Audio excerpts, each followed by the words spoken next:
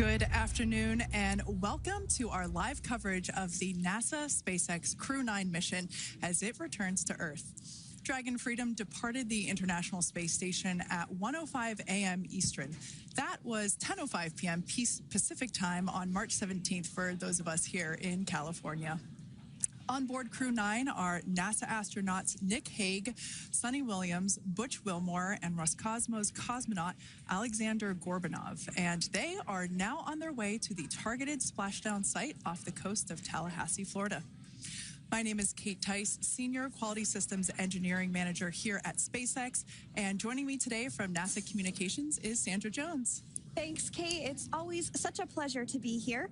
Upon departing the International Space Station, Dragon underwent a sequence of departure burns. The crew then had a rest period and has since kicked off preparations for re-entry, including made a short flight on board Dragon to the International Space Station in September. Both veterans of long-duration station missions, both Williams and Wilmore, conducted spacewalks during their 9 months in space. Having had the capacity to leave the station at any point, had there been some type of emergency, the crew members began packing for their voyage home about a week ago and worked through tasks and shared lessons learned with the newly arrived Crew 10 team, who arrived just a few days ago. For return operations such as this, NASA and SpaceX closely coordinate with the United States Coast Guard to establish a safety zone to ensure public safety and for the safety of those involved in the recovery operations, as well as the crew on board the returning spacecraft. Multiple notices are issued to mariners in advance of and during recovery operations, and Coast Guard patrol boats are deployed to discourage boaters from entering the splashdown zones. Now, we do want to stress to the public the need to respect this safety zone.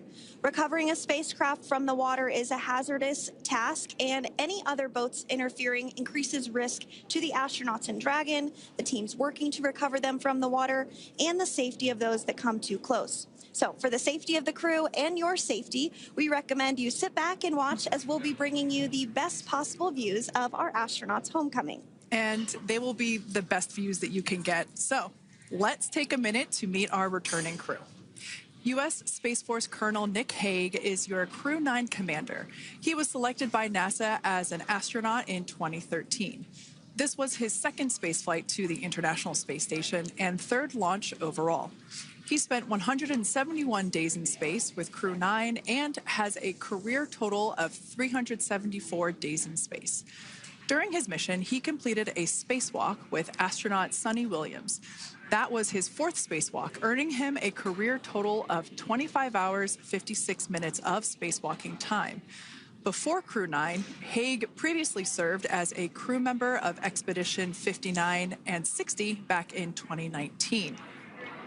He flew with Alexei Ovchinin and NASA's Christina Cook. So this is his second time sharing the space station with Ovchinin. The Kansas native is a test pilot of a distinguished graduate of the United States Air Force Academy. Nick spent 5 months in Iraq in support of Operation Iraqi Freedom. He voluntarily transferred from the United States Air Force to U.S. Space Force in 2021 and is an active colonel. His wife, Katie, is a retired U.S. Air Force colonel, and they have 2 sons. NASA astronaut Suni Williams is a mission specialist for Crew 9. This was her third visit to the space station. She originally launched aboard Boeing Starliner spacecraft and arrived at the space station on June 6th. And it looks like we are beginning to get some views inside the spacecraft, overlooking the shoulders of the crew on board Dragon. We'll continue to bring you those views throughout the day and views throughout Splashdown this afternoon rather. But to jump back into a little bit more about Suni, she became an Expedition 71-72 crew member, and she logged 286 days in space on this mission. But she actually has a total of 608 days in space, the second most time in space by a U.S. astronaut. Former NASA astronaut Peggy Whitson ranks first for the U.S. with 675 days in space. She conducted 2 spacewalks and has completed 9 over the course of her career for a total of 62 hours and 6 minutes of spacewalking time.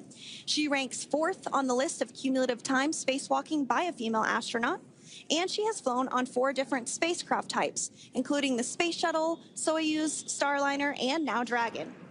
Previously, she served on Expedition 14 and 15 in 2006 and 2007, and again with Expedition 32 and 33 in 2012. She's a retired U.S. Navy captain and is a proud graduate of the U.S. Naval Academy. NASA astronaut Butch Wilmore is also serving as a mission specialist today. This is his third spaceflight and, just like Suni, logged 286 days in space. He conducted one spacewalk and completed 5 over the course of his career, earning him a total spacewalking time of 21 hours, 2 minutes. He's flown on 4 different spacecraft types throughout his career: the Space Shuttle, Soyuz, Starliner, and now Dragon. Previously, the Mount Juliet, Tennessee native served on STS-129 in 2009 and Expedition 41 and 42 from 2014 to 2015. Wilmore is also a retired captain in the U.S. Navy. And Alexander Gorbanov is a third mission specialist serving on today's mission. Crew 9 was his very first spaceflight to the space station, earning him a total of 171 days in space over the course of his career. Gorbanov, along with Nick Hague, saw the arrival of 4 visiting vehicles and saw the departure of 4 as well. The duo orbited the Earth more than 2,700 times during their mission. Before his cosmonaut selection in 2018, Gorbanov worked as an engineer for a rocket space corporation and helped support cargo spacecraft launches from the Baikonur Cosmodrome in Kazakhstan. To prepare for upcoming events, Dragon is currently doing a couple of things autonomously. First, it's isolating the thermal control system fluid loops from the radiator. This system is what will help keep the internal temperature of Dragon very comfortable for Nick, Suni, Butch, and Alexander during the re-entry phase. Dragon is also initiating separation of the claw mechanism, which will terminate data, power, and fluid connections between the spacecraft and the trunk in preparation for that trunk separation that I mentioned earlier. Now, as we saw before, we are hoping to get more views inside of the Dragon capsule. We will bring those, of course. We want to see more of our 4 crew members. But now a bit more of the Dragon Freedom capsule. It has flown on several missions for NASA. It first launched April 27th, 2022. To the International Space Station on NASA's SpaceX Crew 4 mission.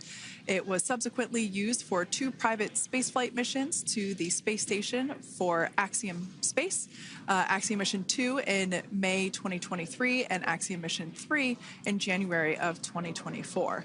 And of course, Crew 9 launched last year, is September 28th. So yeah, a little bit about the Dragon Freedom capsule. Here, a view that we have once again between the shoulders of Commander Nick Hague, who is on the left-hand side of your screen there, and Mission Specialist Alexander Gorbanov there on the right. That's right, Kate. And the next major milestone that we're looking ahead towards this afternoon is claw separation. We're targeting that claw separation at 2:05 p.m. Pacific time this afternoon, so less than 10 minutes from now. Continuing to get some views inside Dragon Freedom. To the far left there is NASA astronaut Butch Wilmore. And as you can see, the crew is suited up in their space suits. They are suited up in what we call dynamic phases of flight. So when they launch, when they dock, when they undock, when they return back for splashdown. We might hear some call outs on the loops about putting their visors down. That will happen just prior to deorbit burn. And you'll hear us pause when some of those communications happen. That's because we want to make sure that we are relaying the best information to you all and so that you hear it as well. So if you do hear us pause, that is what we're doing. You also see they have their on there, and I know the gloves are pretty unique on the Dragon spacesuits, right? They're custom created? Yes, the spacesuit overall is custom fit for each astronaut. These gloves enable usage of the touchscreen panels that they have in front of them.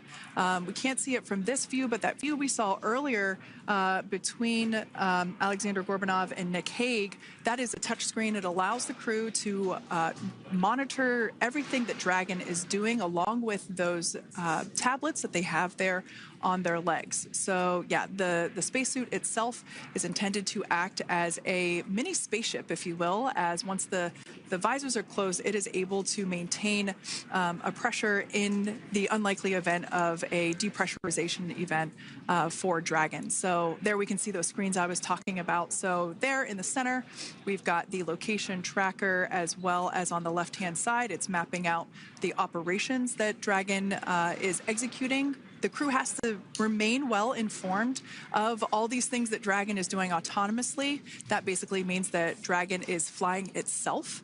The crew has the ability to gain control of the capsule if necessary, but the capsule is essentially going to bring itself home. But of course, in order to be familiar with Freedom, SpaceX, deorbit sequence start in 5 minutes.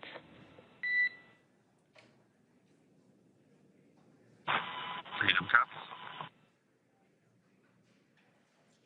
And so we did hear that call out for the deorbit sequence start to begin here in 5 minutes. That call from the ground came from the core, or Crew Operations Resource Engineer here in Hawthorne, Mission Control just behind us. And that went up to Commander Nick Hague. He's going to be doing the majority of the communications during the flight downhill today through Splashdown, and they'll be communicating with the core all along the way. Now, we did mention that they are flying on Crew Dragon Freedom.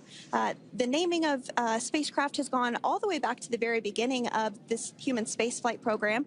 This is a nod to Alan Shepard naming his spacecraft Freedom 7 during the Mercury program. And so the crew that first flew up on Freedom a few years ago had the opportunity to name this Dragon, and they named it Freedom. That was Crew 4 that was the first flyers on this spacecraft. It's also flown for Axiom Mission 2 and 3, and then, of course, today for Crew 9 as well.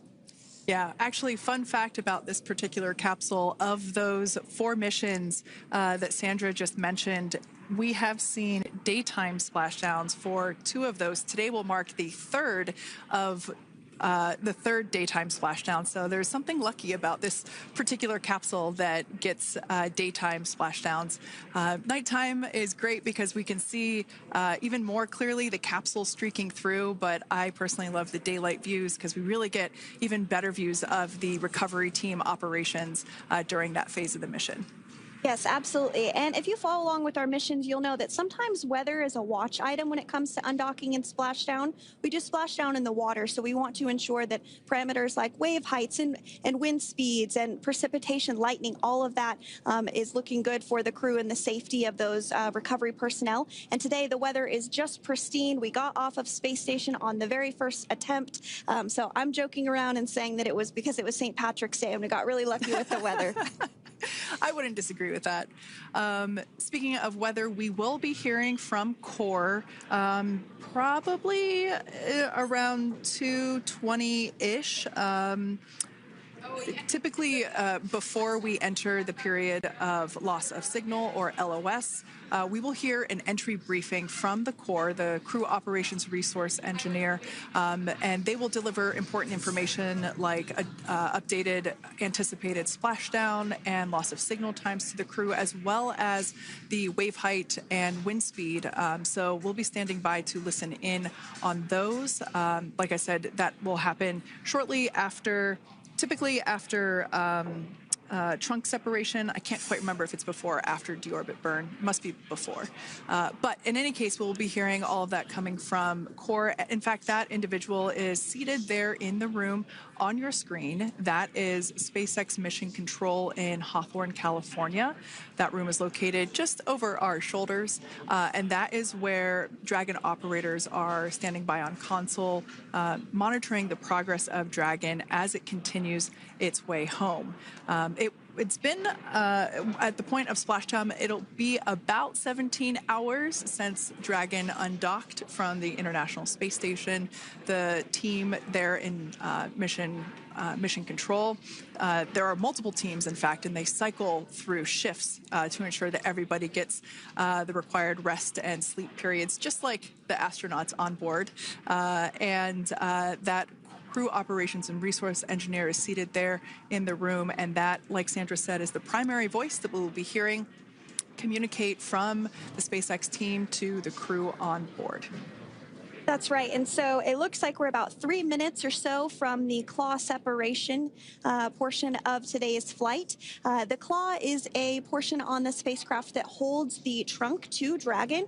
Following claw separation, we're going to jettison or remove that trunk because it's no longer needed. The trunk has solar arrays on it that provides power to the Dragon spacecraft. But now that we're beginning the reentry process, we need to go ahead and jettison that trunk and able to expose the heat shield, which is really going to do the heavy lifting as Crew 9 re-enters the Earth's atmosphere. They come in at 17,500 miles per hour, so they really need to ensure that that heat shield absorbs that heat, and there's...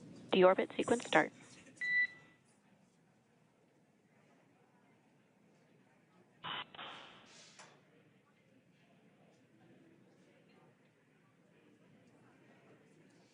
And so we did just get communications there that the deorbit sequence start has begun. So here in just a couple minutes from now, we expect to hear information or a call back about the claw separation having begun. And again, that kicks off that trunk separation portion that I was discussing to remove that, expose the heat shield, and then eventually we'll have the deorbit burn. And we'll continue to walk you through all of these milestones as we approach them ahead of our splashdown at 2:57 p.m. Pacific time this afternoon, off the coast of Tallahassee, Florida. Yeah, we're very excited to bring the Crew 9 crew home. Sandra, we were talking about the trunk separation. That trunk is on a trajectory that will re-enter in the atmosphere and break up upon that re-entry. The heat shield itself is one of my favorite parts of the Dragon capsule. It is the workhorse of the re-entry phase. It will work to protect the Dragon capsule and the crew members on board during the re-entry phase as the temperatures outside of the capsule build up to, I believe, about 3,000 degrees Fahrenheit in excess of. And meanwhile, the interior of Dragon stays a very comfortable temperature. That heat shield does a lot of the work, and we'll see that plasma build up on the exterior of the capsule. As a result of the plasma that builds up, we will lose communications with the crew. This is known as loss of signal, or LOS. This is roughly a 10-minute period on average, even less than. I believe today it is probably about 6 or 7 minutes long. It kind of depends on the mission, and it happens for every Dragon capsule that re-enters the atmosphere. Due to that plasma buildup, we're not able to communicate or command the capsule, so we stand by while we wait to regain communication after we pass through that period of loss of signal and get what's known as AOS, or acquisition of signal. Continuing to stand by for claw separation, and then we'll look towards trunk separation. It'll be just about a minute or so after that. That happens pretty rapidly in succession. Some of our milestones will take a little bit longer throughout the day. For example, we will have a deorbit burn after that will take about 7.5 minutes and helps get Dragon set up in the right trajectory to splash down in the Gulf off the coast of Florida. So continuing to stand by for claw separation.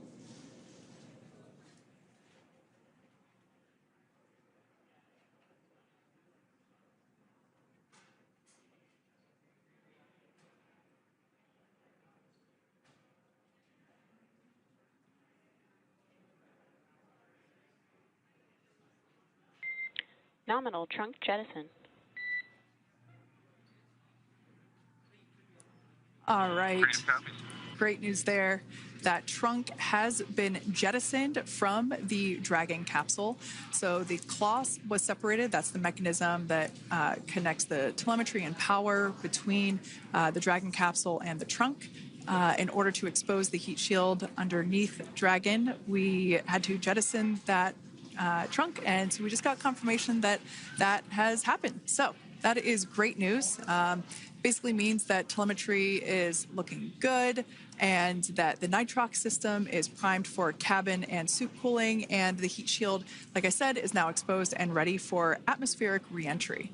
The trunk served its purpose by gathering energy from the sun through its solar cells and converting that to battery power. Since we separated the trunk, we can't generate any more new power, but we really don't need to since we're coming home and Dragon has enough battery power already already stored. Now, up next, the final steps that Dragon will perform prior to reentry: the slew, or the maneuver to deorbit burn attitude, and then the deorbit burn itself. This deorbit burn is the last time that the forward Dracos, which are the 4 thrusters located on top of the spacecraft under the nose cone, it's the last time that they will ignite.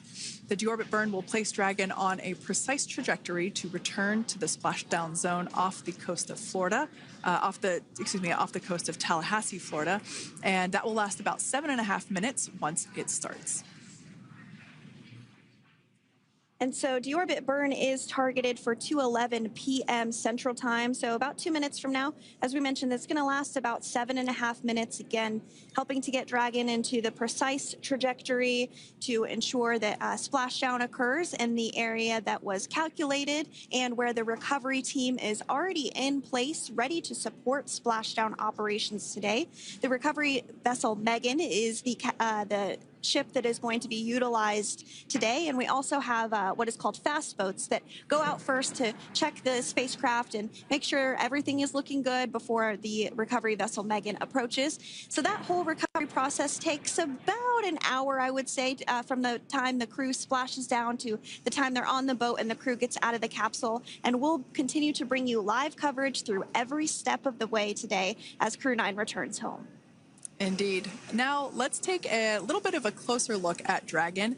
One of the great things about being close to the space station is that we can use space station cameras to look at Dragon. But now that Dragon is on its way home, we don't have those external cameras. So here's an animation of what the capsule looks like. We've got the pressurized section, the capsule on the top, and the trunk, or the unpressurized section, on the bottom. That's where those solar panels that we manufacture in-house are located, soaking up the energy from the sun and turning it into power for the capsule.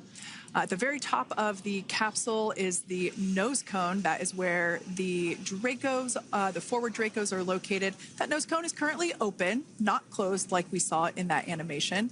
Once we get through the final maneuverings for the re-entry phase, we will close the nose cone capsule just before Dragon begins its atmospheric entry to protect that forward hatch there located along with those forward Dracos. So go ahead. Oh, that's right. I was going to mention that the nose cone does open shortly after launch, and it remains open the entire time that Dragon is docked to the International Space Station. So as an example for this particular spacecraft, Freedom, since September when it docked to the International Space Station, remains open that entire time, and here shortly it will close for the very first time since September. So quick recap of what Dragon has done in recent history here. We basically began preparations for re-entry known as the deorbit sequence. So Dragon released the trunk. As we said before, we separated the claw, we released the trunk. It next will slew to the deorbit burn attitude. Slew basically meaning maneuver, so it will position itself correctly to execute that deorbit burn. We want the heat shield side to be facing forward, or first, if you will. We want that to be the leading edge of the Dragon capsule, as that heat shield is meant to basically be an ablative material for the heat that it will incur. Once we complete that deorbit burn attitude slew, we will initiate the deorbit burn itself. That will last for several minutes, expecting that to be to start here any moment now, actually, and then it will go until about 2:18 p.m. Pacific time, or 5:18 p.m. Eastern time. And I did hear confirmation that that deorbit burn is underway. As we mentioned, it's about a 7.5-minute burn. So within the last 10 minutes, Dragon has jettisoned its trunk and initiated the deorbit burn just seconds ago. As mentioned earlier, for those operations, NASA and SpaceX closely coordinate with the United States Coast Guard to establish a safety zone to ensure public safety and for the safety of those involved in the recovery operations, as well as the crew on board the returning spacecraft. Multiple notices are issued to the mariners in advance of and during recovery operations, and Coast Guard patrol boats are deployed to discourage boaters from entering the splashdown zones. So we do want to stress to the public the need to respect this safety zone. Recovering a spacecraft from the water is a hazardous operation, and any other boats interfering increases the risk to not only the astronauts in Dragon, but the teams working to recover them from the water and the safety of those that may come too close. So for the safety of the crew, which you see there on your screen, your safety, we recommend you sit back and watch as we'll continue to bring you the best possible views of our astronauts' homecoming. Yeah, as I mentioned earlier, this deorbit burn is the last time that we will utilize our 4 forward Draco thrusters. Forward basically meaning at the top of the Dragon capsule. Dragon Freedom has not yet entered the Earth's atmosphere. This deorbit burn is what will line the vehicle up and put it on its final trajectory to the landing site right off the coast of Tallahassee, Florida. So basically, it is the last burn that the Dragon spacecraft executes and is what really locks it in for that precise landing. As you can see on your screen right now, Nick, Suni, Butch, and Alexander are using their screens to keep tabs on the burn duration, the Draco firings, and trajectory details such as entry angle, spacecraft perigee, and how much distance remains until deorbit burn termination. As I mentioned earlier, Dragon is flying itself. So all the crew has to do is stay strapped into their seats and keep tabs on things. Although I must say, if I had one of those window seats, it would be pretty difficult to restrain myself. Now, with Nick, Suni, Butch, and Alexander ready to deorbit and splash down back on Earth, they will be heading to one of 8 targeted sites supported by SpaceX and NASA. All of these sites are located off the coast of Florida, either in the Gulf of America or the Atlantic Ocean. Spreading the supported sites across multiple locations helps maximize the return opportunities for this mission and future crews, lowering the chance that we'll have to wave off due to bad weather. For those of you following along, you'll know that today's splashdown marks our final Dragon recovery on the East Coast. After 6 great years of successful recovery operations off the East Coast, we'll be moving all Dragon recovery operations back to the West Coast. And as always, NASA and SpaceX jointly select our splashdown location. And for today, the prime recovery site is off the coast of Tallahassee, Florida. The selection process works with a lot of different variables, including the space station's orbital trajectory or path that it follows, what landing sites are available and have favorable weather, how much free flight capability Dragon has for the trip home, and the sleep schedules for the returning crew members, as well as, of course, the big one, the weather. We'll start with calculating daily return options based off of the space station's current orbit and Dragon's capabilities to maneuver and line up for re-entry. The time from undock to landing at the primary site can vary from less than 6 hours to more than 39. Getting home the quickest comes with some obvious benefits, but we always have to make sure the crew is properly rested for dynamic operations, preventing us from scheduling 20-plus hour days for them, of course.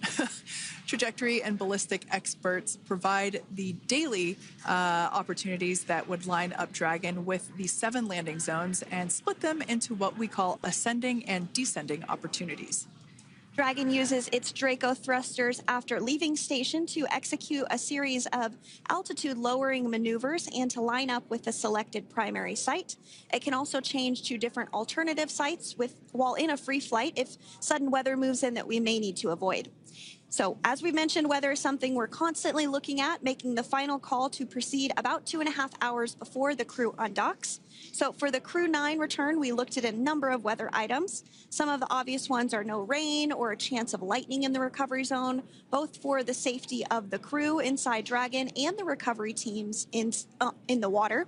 And we're also looking for wind speeds to be less than 15 feet per second or about 10 miles per hour, and relatively calm seas so that we can safely execute recovery operations, which includes landing a helicopter on the recovery ship to fly Nick, Suni, Butch, and Alexander back to Florida. Once Dragon began flying today, we had a number of additional checkpoints to either proceed towards the primary site, head to the alternate, or select a new zone based on real-time weather data. These checks happened all the way up until we were in the final hours before the deorbit burn, which has just about a minute or so left in it. And this is the last burn in the trip home that commits Dragon to re-entering the Earth's atmosphere. Now, we are currently waiting to conclude the deorbit burn. We've got less than a minute until that finishes. We will expect to hear a call out for nominal burn, which will confirm completion of that deorbit burn for Dragon Freedom. We can see images there from the touchscreen display panels that the crew utilizes in flight. We can see the visualization of exactly which one of the four forward Draco thrusters are firing. That's why you have kind of like a strobe effect there.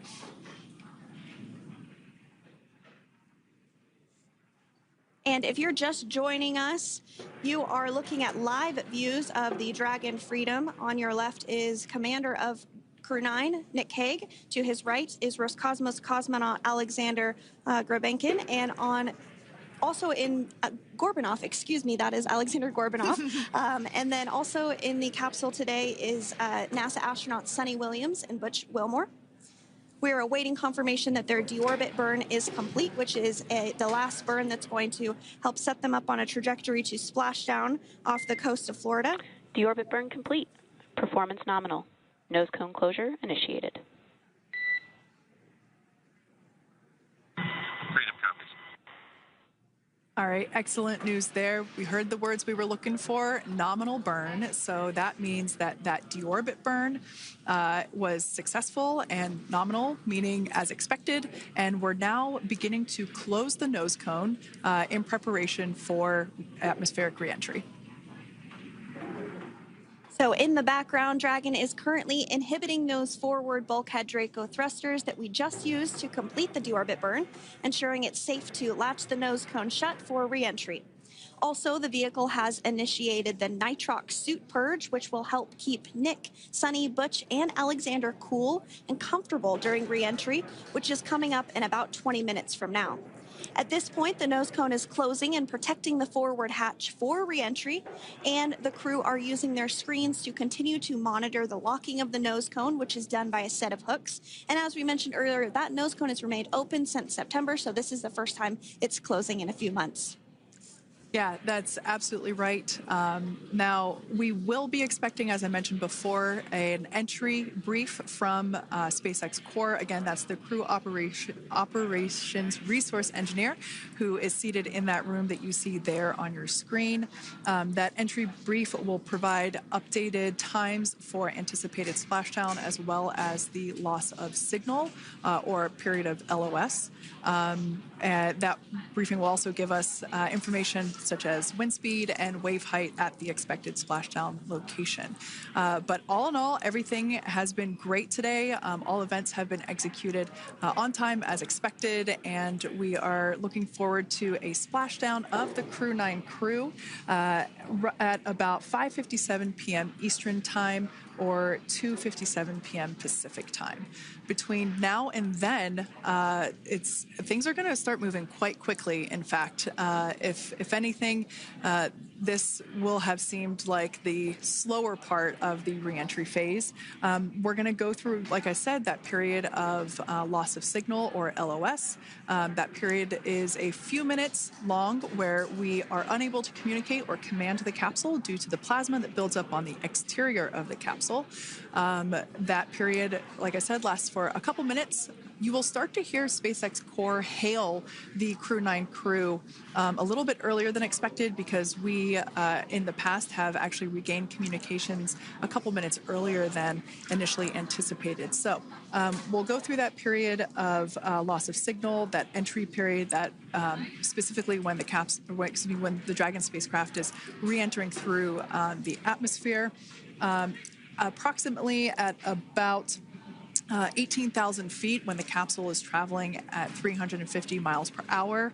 We will see our first views of parachutes for the day. It's one of my favorite moments of return sequences is when we get to see the drogue parachutes. We'll see the drogues come out. Those drogues will help slow the vehicle down to about 119 miles per hour. And then that is when the main parachutes will come out from the Dragon spacecraft and then ultimately end in Splashdown. And we are hearing confirmation that the nose cone is closed and everything was nominal or as expected with that closure. So as we begin the second half of entry, Dragon is now beginning to inject cooled nitrox into the air being delivered to the spacesuits worn by Nick, Suni, Butch, and Alexander. Again, this is what will allow the crew to remain comfortable while external temperatures reach 3,500 degrees Fahrenheit as they re-enter the Earth's atmosphere.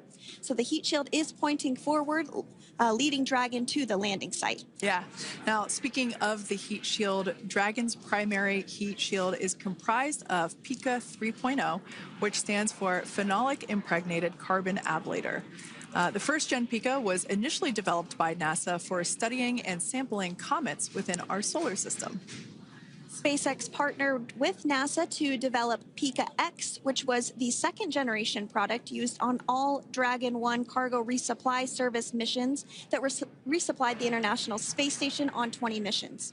PICA 3.0 was developed specifically for use on Dragon 2 crew and cargo with enhanced structural and thermal capabilities that allowed the heat shield to be even more effective in the way that it utilized the ability to make that heat ablevate as it goes through the Earth's atmosphere.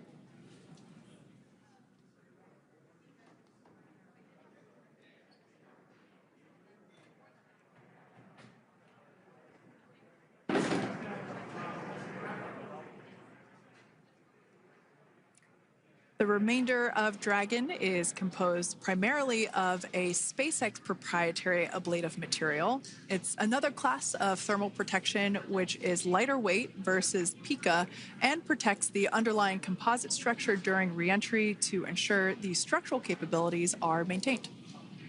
While Dragon will experience temperatures well over 3,000 degrees during peak reentry conditions, the characteristics of the thermal protection system coupled with the environmental control and life support system in the pressurized interior will ensure that Nick, Suni, Butch, and Alexander stay cool and comfortable during all phases of reentry through Splashdown.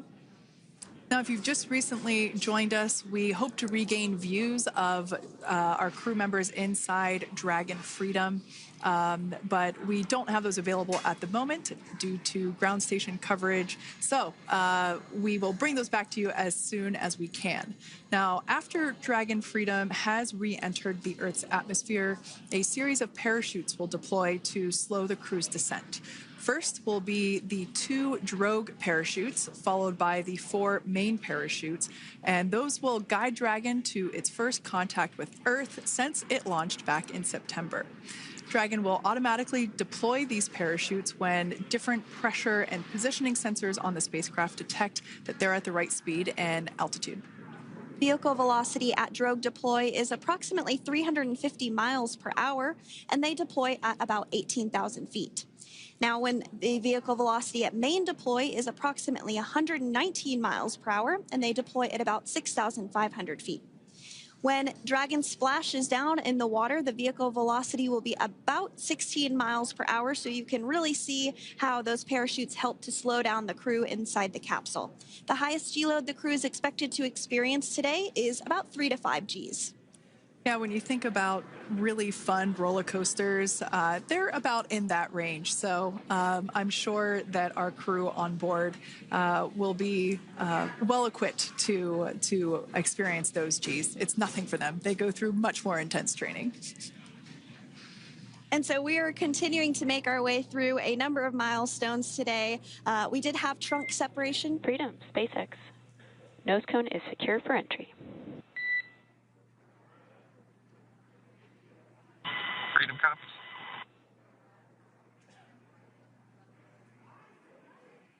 All right, great news there. That tells us that the final physical configuration change for Dragon is complete. We have closed that nose cone. This is the last physical change that Dragon undergoes prior to re-entering the Earth's atmosphere. It's important that that nose cone is completely closed because underneath it is not only where the 4 forward Draco thrusters are located, but it's also because that is where the forward hatch is located. That is the hatch that is utilized for the crew to ingress and egress from the station while it is docked on board. And since our capsules are flight proven and we reuse them on future space flights, we want to make sure that all of the integrity of that hardware remains intact. So that nose cone is successfully closed, and we're going to start moving pretty quickly here. As I mentioned before, we'll go through loss of signal. We'll get that signal back several minutes later, and then we'll see the parachute action. Yep, and then that's all ahead of Splashdown off the coast of Florida. We're targeting Tallahassee as our splashdown zone today at 2:57 p.m. Pacific time this afternoon. Now, you did mention the call to the crew. They'll do some additional calculations following that burn and potentially let us know if that splashdown time has changed at all. But right now, we are continuing to target 2:57 p.m. And you can see there on your screen a path of where Dragon will be re-entering today. So if you are in the southern tip of Mexico, you might have the opportunity to see Dragon. Because it's a daytime splashdown, you probably won't have too great of views, but potentially you'll have the opportunity to get a glimpse of it there. Once again, Dragon operators, they're monitoring the progress of Dragon through this re-entry phase. That is SpaceX Mission Control, located here in Hawthorne, California. That is also where the crew operations and resource engineer is seated. That person is the voice that we have heard multiple times and will continue to hear as the primary point of contact to the crew on board Dragon Freedom. We will also hear the voice of Commander Nick Hague. Basically, after we hear the Corps communicate something, we will hear Nick Hague indicate that they copy, that they heard the message well, some sort of recognition that the message was received. And if you joined us yesterday for our coverage during the undocking, we were communicating through something that's called a big loop. We do that when we're in integrated operations with the International Freedom, SpaceX, for entry sequence. Report when ready to copy. Ready to copy. All right, I've got some updated times for you. Our comm blackout start time is 2144. Our comm blackout end time is 2151, and our splashdown time is the same per your displays, 2157.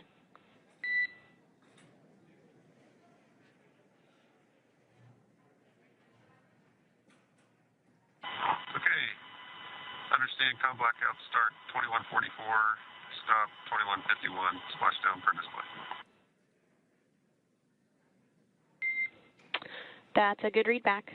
And with that, please report when tablets are secured behind the elastic bands, restraints are tight, and visors are down.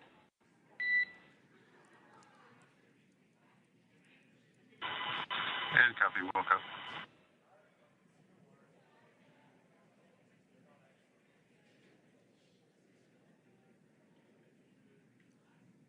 And with that communication from the Corps or Crew Operations Resource Engineer here in Hawthorne to Commander Nick Hague of Crew Dragon Freedom, we did hear that the loss of signal period is still at 2:44 p.m. Pacific, but we had a 1-minute adjustment to the acquisition of signal. That's going to now be at 2:51 p.m. Pacific time. However, our splashdown time remains the same at 2:57 p.m. Pacific time this afternoon off the coast of Tallahassee, Florida. So all good news there as Dragon continues to make its way home with the Crew 9 crew. As we've mentioned before, we are splashing down on the Gulf Coast. We have ability to splash down on either side of Florida, but the location site just outside of Tallahassee, Florida, is the site that was selected today due to best recovery conditions. And as Sandra mentioned before, weather is always a watch item, but everything is looking great for that particular recovery location. So I'm sure once we start getting views from the recovery vessel, I have a feeling it's going to be a pretty beautiful afternoon. And we did mention that, of course, this is a daylight splashdown, so we should be getting some great views. We do have a couple of spacecraft called the WB-57, which are high-altitude planes that NASA utilizes during splashdown operations. Those are en route and going to be tracking the capsule as it makes its way through the atmosphere and should be providing some good views for us. Kate and I were just chatting about how we haven't had a daytime splashdown in a little while, so we're looking forward to the views along with you. Yeah.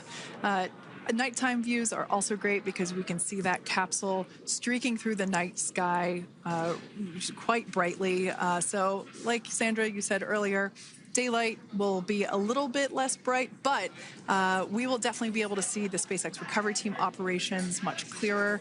I could also imagine it's probably a little bit easier for the team themselves to do their work in daytime than at nighttime. We'll see them rush in really quickly with a couple of fast boats as they begin the initial safety checks and sweeps of the Dragon capsule, while also retrieving the parachutes from the surface of the ocean. The recovery vessel, the main recovery vessel, will continue to make its way closer to the Dragon capsule. It is stationed a couple miles away from the actual recovery location, the splashdown location, for obvious safety purposes. So it takes a little while for that vessel to make its way over, but once it's closer, we'll have even better views of those recovery operations. And you may be wondering why sometimes we splash down in the daytime versus the nighttime.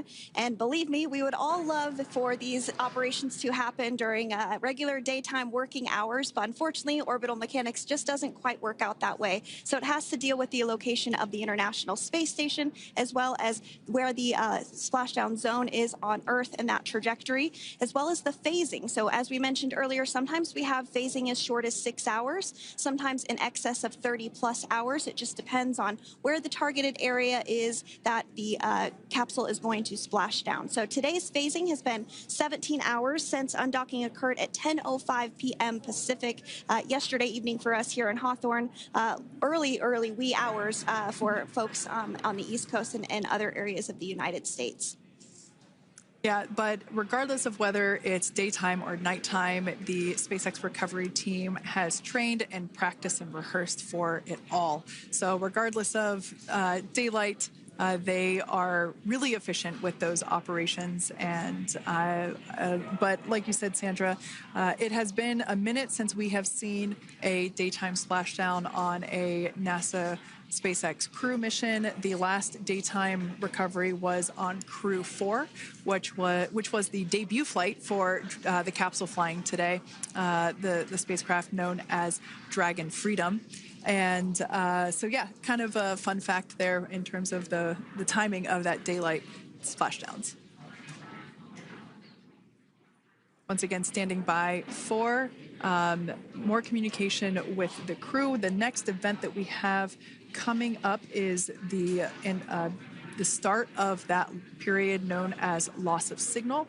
That is the period still expected at 2:44 p.m. Pacific time.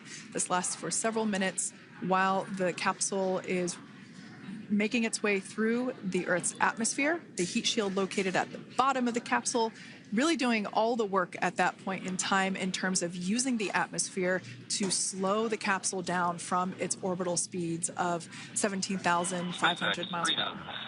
Our tablets are secure, restraints are tightened, visors down. We are configured for entry. Freedom, I copied. Tablets are secured, restraints are tight, and visors down.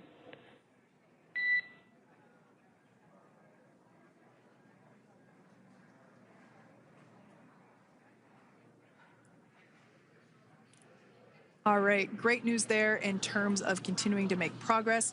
That back and forth communication we heard was just letting Core know that per their instructions, Crew 9 has now put away everything that was necessary in order to begin the re-entry, including those tablets that were located on their legs. Those are now stowed away. They've tightened that safety harness that we see there, and the visors are now down. So with all that being said, let's take a minute to meet our returning crew. U.S. Space Force Colonel Nick Hague is your Crew 9 commander.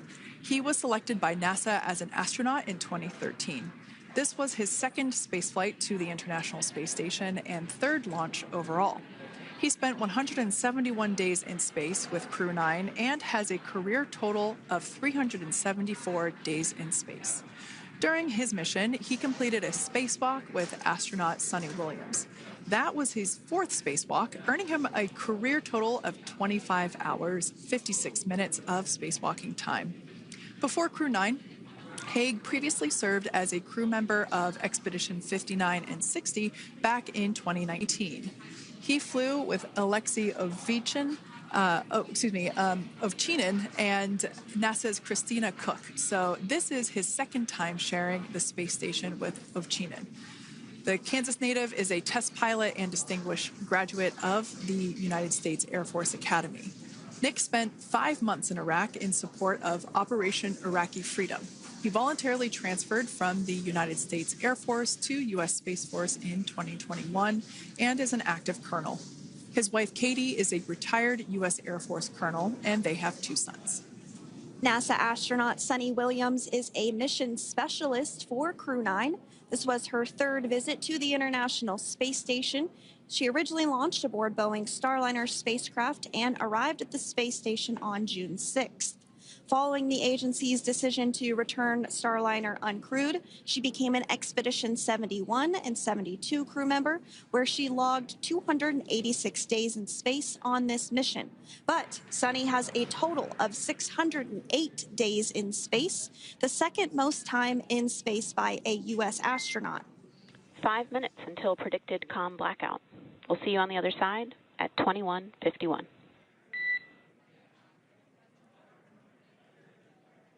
Talk to you soon. And with that call out from the crew operations resource engineer to Commander Nick Hague, letting them know that everything is looking good ahead of the loss of signal period. We will see the crew on the other side of the loss of signal period at 2:51 p.m. Pacific time this afternoon. Continuing on about Suni Williams, who has a total of 608 days in space, the second most time in space by a U.S. astronaut. Former NASA astronaut Peggy Whitson actually ranks first for the U.S. with 675 days in space.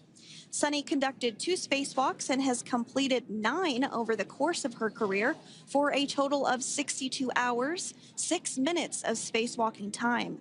She ranks 4th on the list of cumulative time spacewalking by a female astronaut, and she has flown on 4 different spacecraft types, including the Space Shuttle, Soyuz, Starliner, and now Dragon.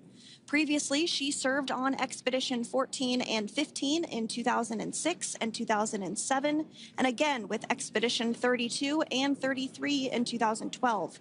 She's a retired U.S. Navy captain and is a proud graduate of the U.S. Naval Academy and was the first astronaut to run a marathon in space. Pretty awesome stuff. Now, NASA astronaut Butch Wilmore is also serving as a mission specialist today. This is his third spaceflight and, just like Suni, logged 286 days in space. He conducted 1 spacewalk and completed 5 over the course of his career, earning him a total spacewalking time of 21 hours and 2 minutes.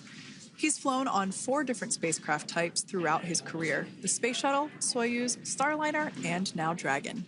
Previously, the Mount Juliet, Tennessee native served on STS-129 in 2009 and Expedition 41 and 42 from 2014 to 2015. Wilmore is also a retired captain in the U.S. Navy. Next up is Alexander Gorbanov, who is the third mission specialist serving on today's mission. Crew 9 was his first space flight to the space station, earning him a total of 171 days in space over the course of his career. Gorbanoff, along with Nick Hague, saw the arrival of 4 visiting vehicles and saw the departure of 4 as well. The duo orbited the Earth more than 2,700 times since September.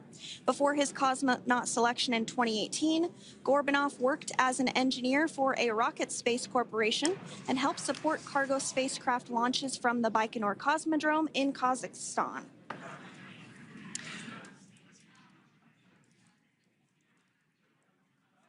So if you are just joining us, we are continuing to bring you live coverage of Crew 9's return to Earth following their mission aboard the International Space Station, where they completed science and research investigations. We are targeting splashdown off the coast of Florida at 2:57 p.m. Pacific time. The next major milestone that we'll look ahead towards is what we call loss of signal, or LOS, when we won't have communications with the crew because they will be re-entering the Earth's atmosphere. And during this process, there is plasma that builds up around that heat shield, so we are not able to communicate with the crew, but we are anticipating to regain communications with the crew at a short time from now at 2:51 p.m. Pacific time today. As we said before, everything continues to look good for the return of the Crew 9 team. We are about to go into that period of loss of signal. Once we get views of the crew inside the capsule, once again, we will be sure to bring those to you. But that period of time is when plasma is building up on the exterior of the capsule, generating heat in excess of 3,500 degrees Fahrenheit. So we are unable to communicate or command the spacecraft at that time. And that includes, unfortunately, video feeds as well. So as soon as we get the views back inside Dragon, we will bring those to you. But until then, we are going to stand by and continue to monitor the progress of Dragon. Like Sandra just said, we are anticipating the blackout period to begin at 2:51 p.m. Pacific time, 5:51 p.m. Eastern time. This will last for several minutes. It's not super exact, even though we are predicting acquisition of signal, or AOS, to come back at 5:51 p.m. Eastern time. In the past, we have regained communication sometimes a little bit earlier than that, so we'll probably start to hear Core begin to hail Crew Dragon a minute or two prior to that anticipated acquisition of signal. But right now, Nick, Suni, Butch, and Alexander are seated in their seats inside Dragon Freedom. Their visors are down, and they have put away or stored the tablets they had located on their upper leg to monitor Dragon's progress. Now they will be utilizing the touchscreen displays, where the current operation and future operations will be displayed as they are able to monitor Dragon's progress continually. As I said before, Dragon is autonomous, meaning it is flying itself. So the crew stands by and monitors, and those touchscreen displays are what will be allowing them to do so and prepare for events such as parachute deploy.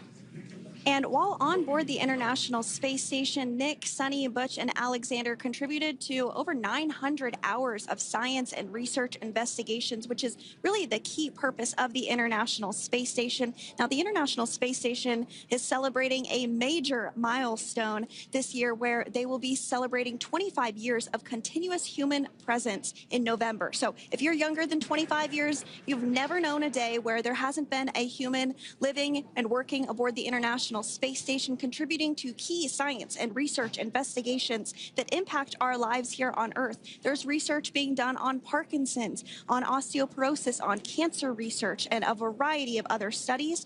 Additionally, the microgravity laboratory provides a jumping off point for us as we venture back to the moon and onto Mars through longer duration space flights. One such example that the crew worked on during this mission was an alternative exercise device.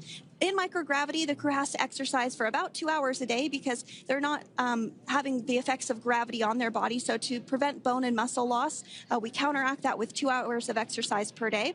On board the International Space Station, they have 3 ways in which they can exercise. They have a bike, they have a treadmill, and they have a similar to a weightlifting machine that counteracts the microgravity environment. But a particular experiment that this crew tested out was a combination of all 3 of those in one smaller device. And this is really critical as we continue on to the moon, Mars, and beyond, because space is really important in spacecraft.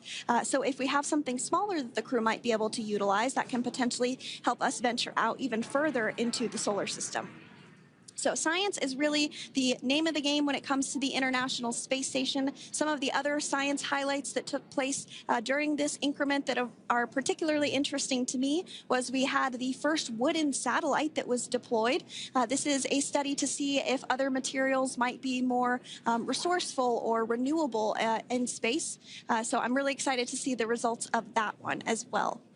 Additionally, we had a couple of spacewalks that took place to not only provide maintenance to the International Space Station, but also where we swabbed the outside of the space station near vents to see if any microbes that we all have microbes on us, to see if any of those could survive in the harsh environment of space, which again is very important for us to know and understand as we continue to the moon, Mars, and beyond. Very exciting stuff. Now, at this point, we have now entered the communications blackout period for the Dragon spacecraft. This lasts approximately 7 minutes due to plasma formation around the spacecraft itself. During this time, no vehicle telemetry is received by mission control or the recovery team, and no external commanding of the vehicle or voice communication is possible. But as a reminder, Dragon is designed to fly itself. During re-entry, the vehicle will be slowing down from orbital velocity, which is approximately 17,500 miles per hour. The top temperature that Dragon will experience upon re-entry is 3,500 degrees Fahrenheit. This blackout period, as I said before, we expect it to last about 7 minutes today, concluding at 5:51 p.m. Eastern Time or 2:51 p.m. Pacific Time. We right there have our first view of Dragon Freedom coming home to Earth. And that view is from the WB-57, which is one of NASA's high-altitude planes that is tracking. Now, because of the way that this camera is configured, it does look like it is dark, but it is indeed daytime, and you're beginning to see that plasma trail as Dragon re-enters the Earth's atmosphere. All of that is expected. We are anticipating an acquisition of signal around 2:51 p.m. Pacific Time, so just minutes from now, and you may hear the core begin to hail out or call Dragon for communications and see if we can potentially get communications with them a little bit earlier. Following this, we'll have 2 events in rapid succession. We'll have the drogue parachutes deploy at 2:53 p.m. Pacific, followed by the mains just 1 minute later at 2:54 p.m. Pacific Time, ahead of a splashdown at 2:57 p.m. Pacific Time off the coast of Tallahassee, Florida.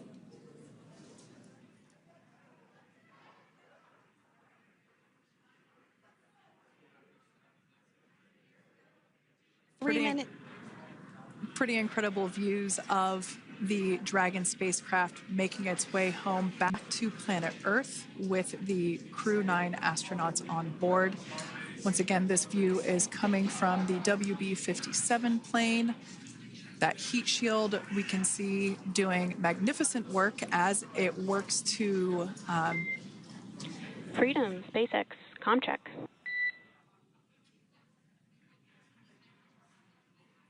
All right, we're going to start hearing the SpaceX Crew Operations Resource Engineer. SpaceX Freedom is with you. 4.16. Enjoying the ride. Copy that, Freedom. Great news there from Commander Nick Hague reporting back. We see a healthy flight computer. Expect automated chute deployment. Freedom copies. Like we said before, things moving very quickly as Dragon Freedom makes its way home. Next event coming up will be deployment of the drogue parachutes. This occurs around 18,000 feet. GPS has converged. Expect nominal altitude for drogue chute deployment.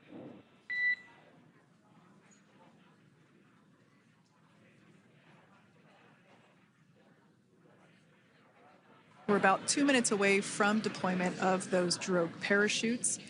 Now the heat shield is continuing to work to slow the vehicle down. That entry period, the Dragon spacecraft went from orbital velocity about 17,500 miles per hour down to about 350 miles per hour. So it really gives you a sense of why that plasma builds up on the exterior of the capsule, thanks to the heat shield and the work that it does. Those drogue parachutes will slow it down from 350 to about 119 miles per hour. We can see 15 kilometers. Brace for drogue window. We can see seat rotation happening inside the capsule. Great to get those first views of our crew members. Once again, the capsules are going about 350 miles per hour when the drogues are deployed. Those drogue parachutes that we manufacture here in-house are going to slow the spacecraft down to 119 miles per hour. And that is when we will see the main parachutes deploy, and that occurs about 6,000 feet above the ocean's surface. And we are expecting drogue deployment at 2:53 p.m. Pacific, so we should see it any second now. And there you are getting a great view of Crew 9 inside Dragon Freedom as it returns back to Earth. We are awaiting the drogue deploys. This view coming from the WB-57 high altitude plane. And there you see it on your screen, drogue deployment. Drogue descent rate nominal. You can hear the crowd here. Visual on 2 healthy drogues. The crowd here very excited as Dragon Freedom continues to make its way back to planet Earth.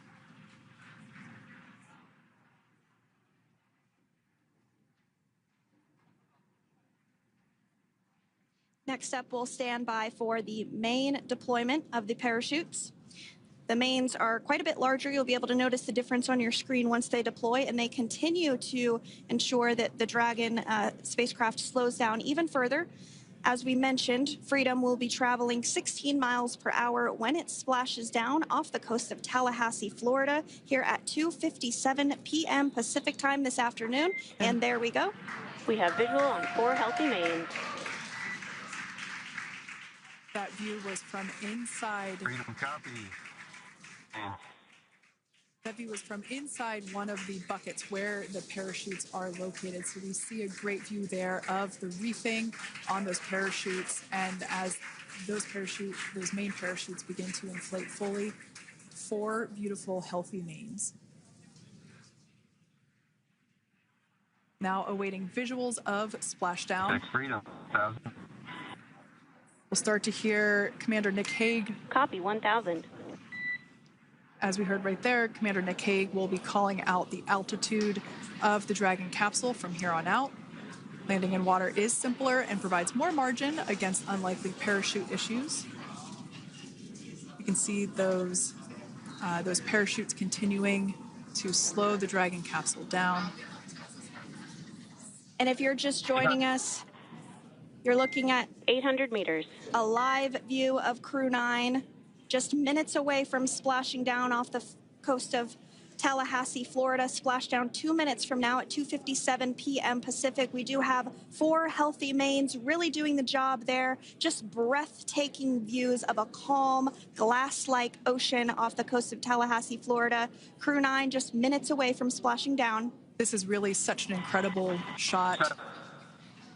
That Copy, was 600.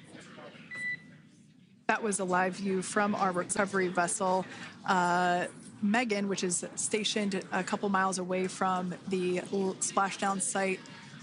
We can see the crew there using their restraints as resting places for their arms. They were just in space moments ago, so their arms were able to float freely. 400 meters.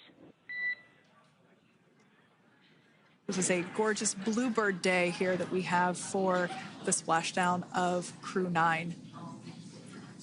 It's incredible to think that the Dragon capsule just minutes ago was going over 17,000 miles per hour, and now gently coasting to a soft splashdown.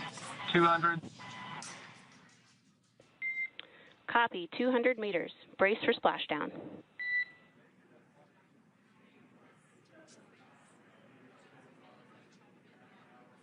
As you can see there on your screen, continuing to monitor progress of the Dragon spacecraft. And we're going to stand by for splashdown, located in the Gulf of America, off the coast of Tallahassee, Florida.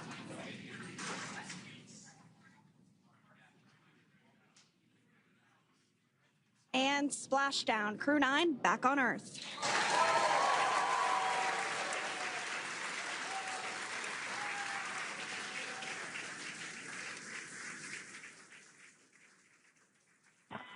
And SpaceX Freedom, splashdown. Good main release. Copy, splashdown. We see main chutes cut. Nick, Alex, Butch, Suni, on behalf of SpaceX, welcome home.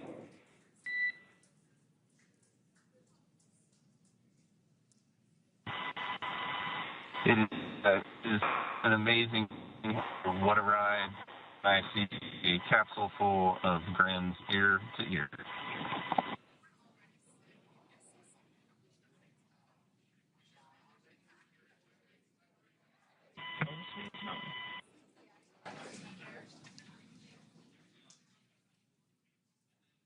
And as you can see on your screen, we have visual confirmation of splashdown. Dragon Freedom has returned home, and NASA astronauts. System safety verifications are in progress. We'll report back when recovery personnel are en route.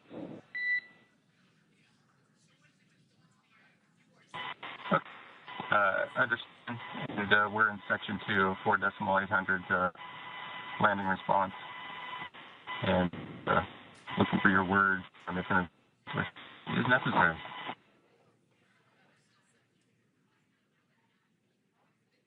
In the distance, we can see the recovery vessel making its way. Copy, you're in section 2 for the environmental assessment in 4.800. That is not necessary today. Understand. Raising buzz.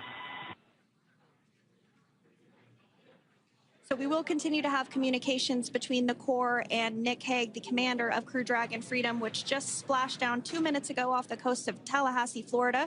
Dragon Freedom has returned home with NASA astronauts Nick Hague, Suni Williams, Butch Wilmore, and Roscosmos cosmonaut Alexander Gorbanov. They're back on Earth after approximately 17 hours of a return journey from space. The SpaceX recovery ship and team have been waiting for Dragon's splashdown, and they will now make their way to the splashdown location. The teams have been ready and waiting about 3 nautical miles away, so it's going to take them about 30 minutes or so to make their way and to SpaceX Freedom. Pretty sure we're in stable 1. Copy, stable 1. We see the same. It's going to take about 30 minutes for the recovery team to make their way over to Nick, Suni, Butch, and Alexander, who are still seated and secured inside that Dragon spacecraft there on your screen. Incredible views there of that thermal protection system, or TPS.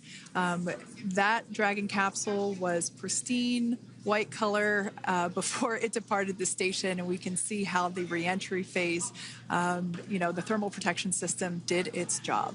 Now, if you're wondering what that hole, that like bucket area is, that is underneath the side hatch. That is where the main parachutes were stored. So when we saw the Dragon capsule docked at station, it looked very different. The panel that protects and covers the main parachutes, that was still intact, as well as the panels that enclose where the drogue parachutes are located. We can see those fast Freedom. boats. SpaceX is go for recovery personnel to approach. Expect personnel alongside in the next few minutes. Freedom copies. We can see those fast boats. We weren't kidding when we said they were fast. While it does take about 30 minutes for the main recovery vessel to make its way over to the capsule, these fast boats will be doing a couple of things simultaneously. A couple of them are going to be working to retrieve the parachutes that you see in the background there of this drone shot. Those parachutes will be retrieved from the ocean surface. We want to make sure we are able to pull those out. The recovery vessel there closest to the spacecraft is going to be performing some safety checks. We can see there they're using an instrument that is basically working to detect if there are any hypergolic vapors or fumes that are still residing in and or around the Draco thruster nozzles or outlets.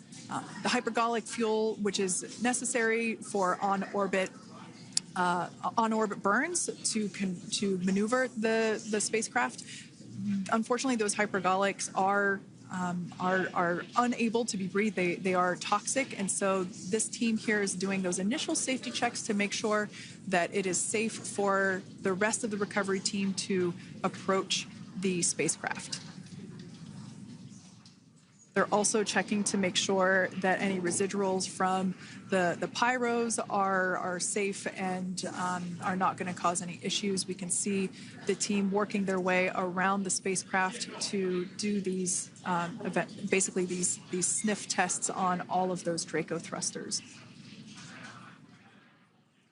And as we continue to await the recovery of our Dragon spacecraft with NASA astronauts Nick Hague, Suni Williams, Butch Wilmore, and Roscosmos cosmonaut Alexander Gorbanov inside, Dragon has autonomously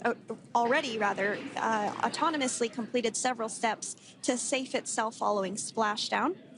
We are continuing to see Dragon in what is known as stable 1 configuration. That's kind of the ideal configuration following splashdown. It's upright, and the Dragon capsule is in the right configuration for it to be hoisted into the recovery vessel Megan, which you do see a little ways off in your screen approaching.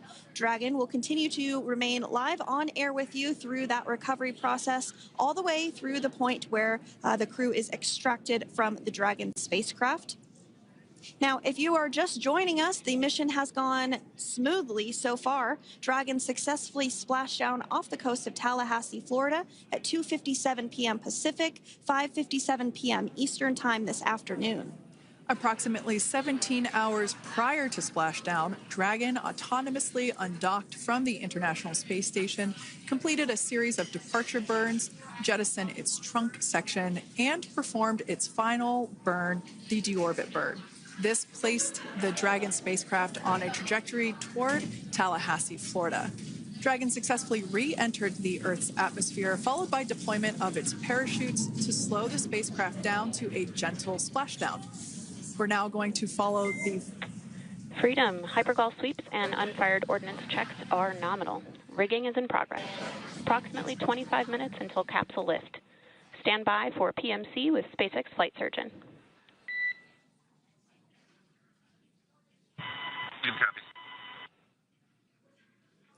And so what we did just hear there was communications that those hypergol checks were complete.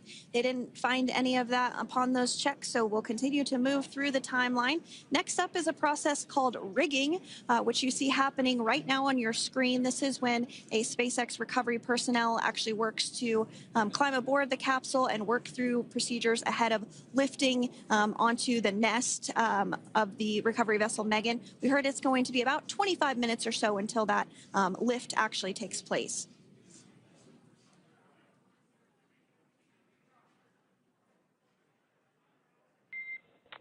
Okay, Freedom, the next call will be from the SpaceX flight surgeon on Dragon to Ground Private. Understand. Thank you. Callouts there indicating that the crew will have the opportunity to do a quick check-in with the SpaceX flight surgeon. This is standard procedure for every Dragon spacecraft when it returns to when it returns to Earth. It's just an initial check-in, make sure everybody is doing okay. They will also have another check-in with the flight surgeon once they are on board that recovery vessel that you see there in the background. We can now see that SpaceX recovery team member. They're on top of the Dragon spacecraft. They are going to be working to install plugs in the Draco thrusters to ensure that none of those, and to ensure that no more hypergolic fumes or vapors come out from the spacecraft. They'll also place harnessing around the spacecraft that are required in order to lift it out of the water. Go ahead, Sandra. Continuing to get some views of the recovery personnel, both the main recovery vessel, Megan, as well as some of those fast boats that we've discussed previously. It looks like just a beautiful day there out off the coast of Tallahassee, Florida. Weather was pristine. We were able to get undocked from the International Space Station as expected at 10:05 p.m. Pacific time yesterday evening, and Crew Dragon has since completed steps ahead of its splashdown at 2:57 p.m. Pacific, and we're now stepping through procedures to get Dragon hoisted up onto the Megan recovery vessel and get the crew extracted out of the spacecraft.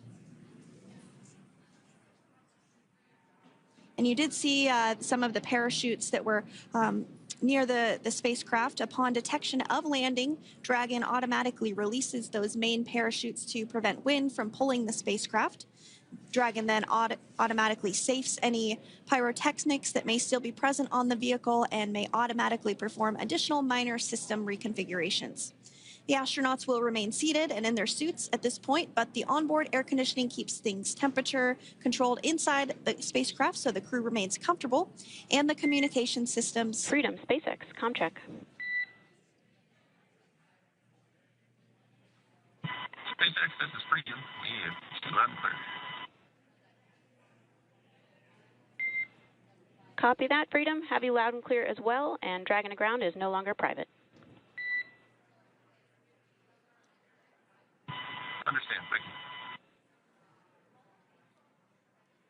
As we saw there on the screen, we have a couple of fast boats in the recovery fleet that have quickly moved into the splashdown location. They are being followed by one of the main recovery vessels, which will move into position upwind of the spacecraft. The two fast boats have very specific roles. Excuse me. The first approach is focused on immediate safety inspection, as we saw. They do this for spacecraft integrity and checking for any presence of those hypergolic propellant vapors.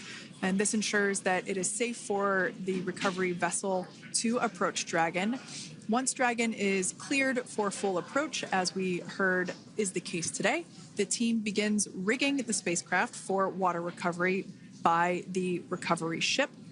The second fast boat is responsible for parachute recovery and also serves as a redundant boat to the first one that makes the initial approach to the Dragon spacecraft.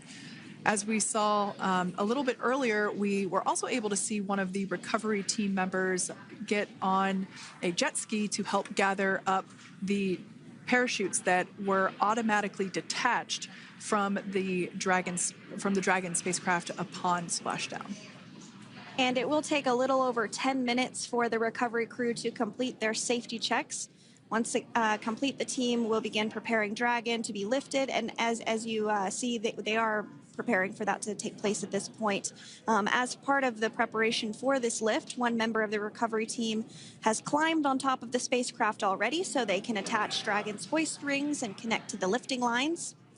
It will take us less than an hour to raise Dragon to the recovery boat and remove the crew from the spacecraft. After medical checkouts, the crew will return to land within 4 hours by helicopter.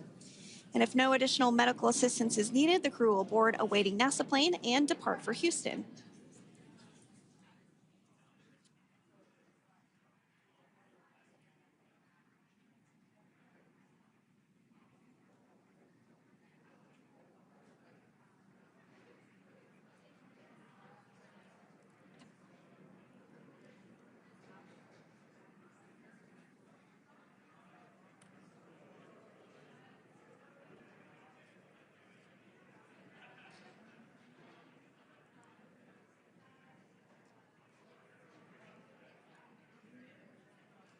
And as we continue to await Dragon to be hoisted up onto the ship, we have a very special treat.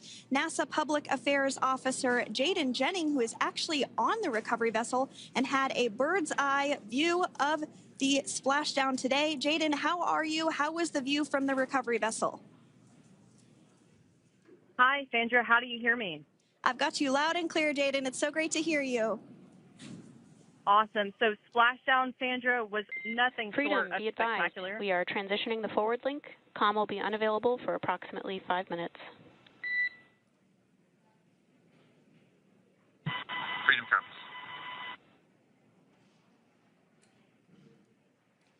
Thanks so much, Jaden. We did just have some communications letting us know that we'll have about a 5-minute period where we won't be able to hear from the crew. So please go ahead, tell us, how was the view from the recovery vessel?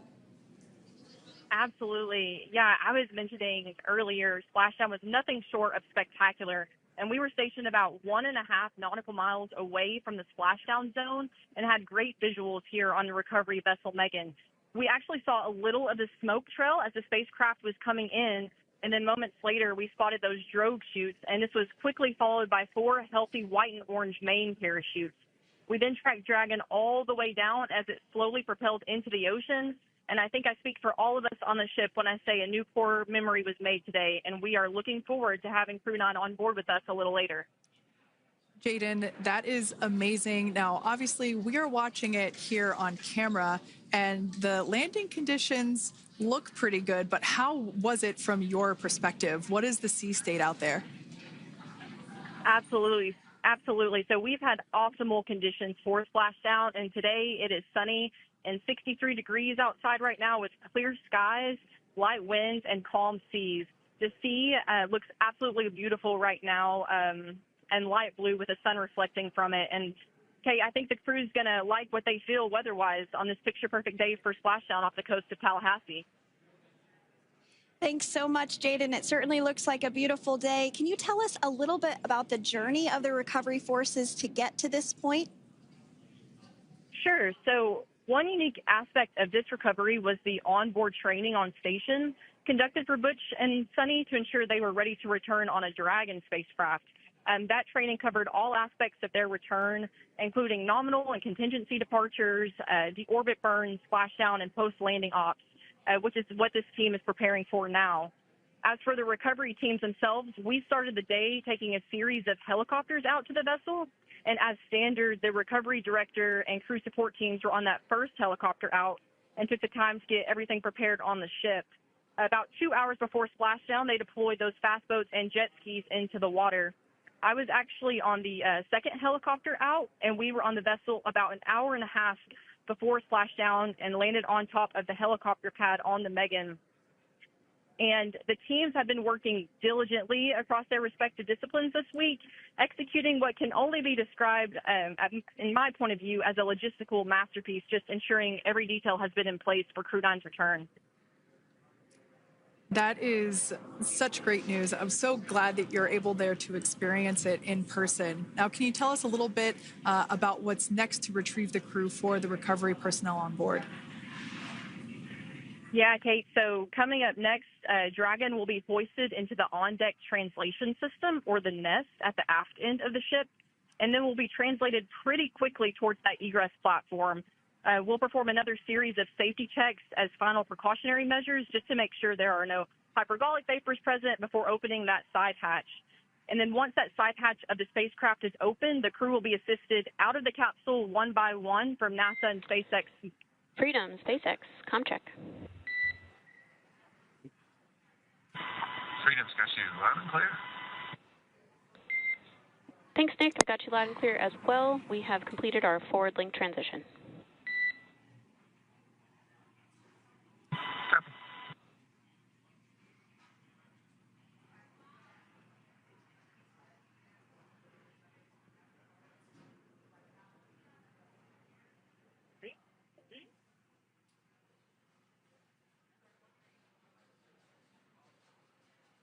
And Jaden, if you did just want to go ahead and let us know what is next to retrieve the crew, we are continuing to get some great views on our screen, but I know you have an even better view yourself. Oh, yeah, Sandra, this view is absolutely unbeatable. So just to kind of finish off what I was saying is once that side hatch of the spacecraft is open, that crew will be assisted out of the capsule one by one from NASA and SpaceX medical personnel, where they will then head to the med bay. And after those medical checks, they will get on that first helicopter out and arrive at the airport, where they will then board a NASA plane and then head back to Houston, Texas at the Johnson Space Center to begin their post-flight period. And we're eager to see the Crew 9 astronauts back on Earth, and we'll keep you updated on every moment of this process. And with that, I'll toss it back over to you guys in Hawthorne.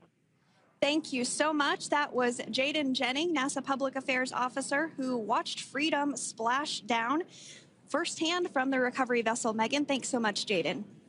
So we are continuing to get these great views on our screen here of Freedom. As we mentioned, it splashed down at 2:57 p.m. Pacific time off the coast of Tallahassee, Florida. The recovery personnel are continuing to step through procedures to hoist Dragon onto the recovery vessel Megan there, which is now coming into view. You can see just how close Megan is at this point. And that's that helicopter pad that Jaden was just discussing, where the crew will fly off of onto the coast of Florida, and then eventually they'll fly back to Houston. Just underneath that helicopter pad is that translation deck where we will see the nest once it is loaded up with the Dragon spacecraft on board. The nest will be translated to the forward end of the recovery vessel, and that is where our Crew 9 team members will egress from the Dragon spacecraft. Now, here on your screen, we can see dolphins, actually, who want to come and play with Dragon. Now, one of the fast boats there in place, working to assist the recovery team member. It's incredible. I just love these views. We really see them even better in daytime, but just seeing the recovery team work in tandem to step through each step, to step through each operation. Obviously they're getting quick assists from the honorary part of the recovery team, those dolphins in the water there. Now, the recovery team member that is crawling around the Dragon spacecraft. Earlier we saw a view where it was like a spider monkey pose. We can see that individual now standing in the bucket where the main parachutes were stored while Dragon was on orbit. Obviously, those main parachutes were utilized for splashdown today. They were deployed and cut from the Dragon capsule, and one of the other fast boats of the recovery team working to pull those out of the water. Now, the recovery team member that is there working on top of the Dragon capsule, earlier we saw that person performing safety checks. Now we can see some harnessing being placed around the capsule. This harnessing is what will be used to lift the Dragon capsule out of the water and onto the recovery vessel. Wow, we got a cute little pod of dolphins. It wasn't just one or two. I mean, that water just looks beautiful. We had ideal splashdown parameters today. Obviously, wave height, ne'er a concern. The weather is beautiful, as Jaden mentioned, in the 60s, sunny. Looking forward to seeing Crew 9 exit the capsule here shortly once they get hoisted onto the recovery vessel Megan. We can see that recovery vessel slowly but surely closing the distance there between... Oh, dolphin cam back again. We can see that the Dragon capsule and the recovery vessel, that distance is closing. Again, this is just one more step as we continue to work recovery operations for Dragon Freedom, and we anticipate the lift of the Dragon capsule to occur here in just a few minutes. Now, once all of the rigging is on the capsule and it's hooked up to the recovery vessel, we will see the hydraulic arm, which is that kind of like bridge-like structure there at the aft end of the recovery vessel. We'll see that articulate backwards, and that's a good sign that we're getting even closer to pulling the capsule out of the water. It will then move forward, and the capsule will be placed inside of what you can see there is basically a basket. We call it the nest, Dragon nest, where that's where the capsule will be placed in order for it to be translated to the forward end of the vessel and for the astronauts to egress. And before that does take place, we'll have potentially views of the rigger go ahead and jump off of the spacecraft there.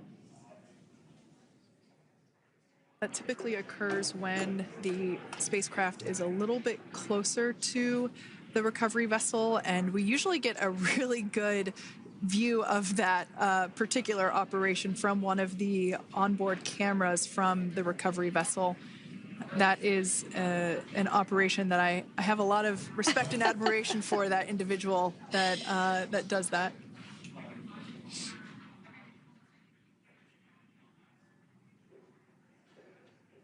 So again, Dragon continuing to get closer and closer to the recovery vessel, Megan.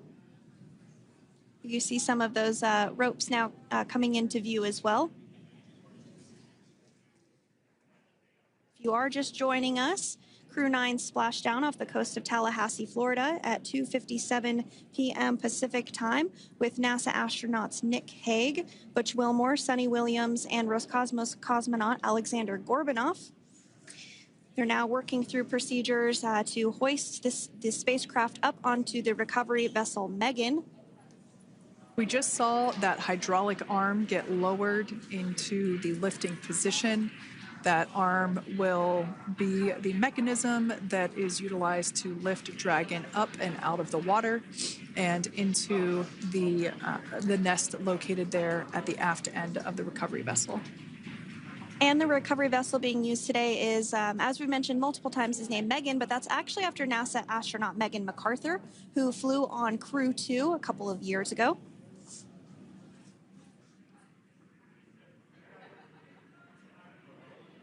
We're getting some views now from actually inside the boat. Yeah, you're exactly right. This view is straight down the recovery vessel. That platform that was closest to the camera, that is the egress platform. Freedom. Rigging is almost complete. Approximately 5 minutes until capsule lift. Great news there from SpaceX Core.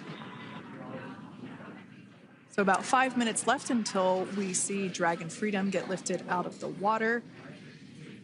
That hydraulic arm, as I said before, is the mechanism that will lift it. It's quite swift, actually, the whole process of getting the spacecraft. Brace for capsule lift. Bracing. There it goes, Dragon Freedom being lifted out of the water and onto our recovery vessel, Megan.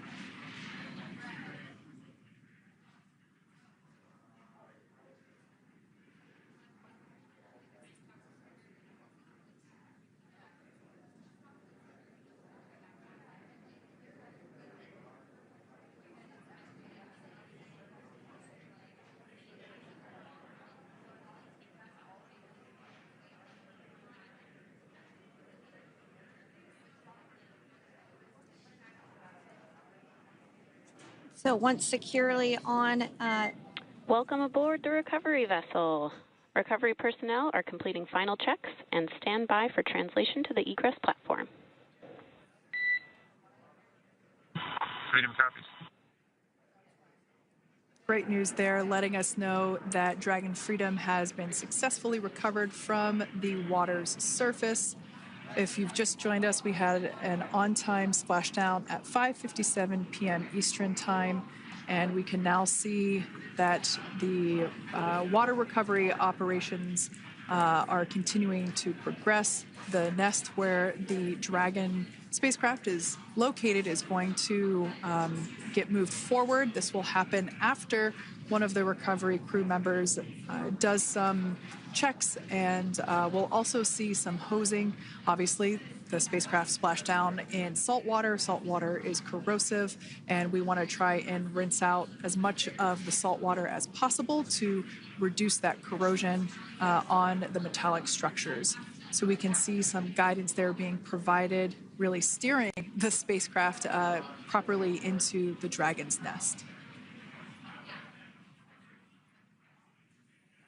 And it's been 30 minutes since Dragon splashed down, and as you can see there, the spacecraft is already on board the recovery vessel Megan.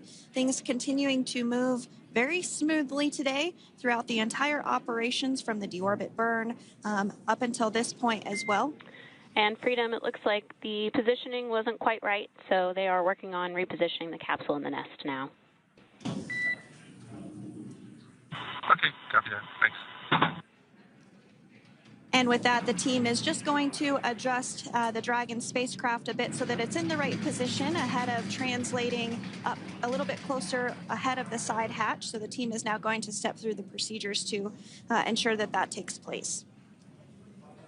While Dragon does fly itself autonomously, it clearly is unable to park itself autonomously. We want to make sure that the Dragon capsule is properly seated there in that nest.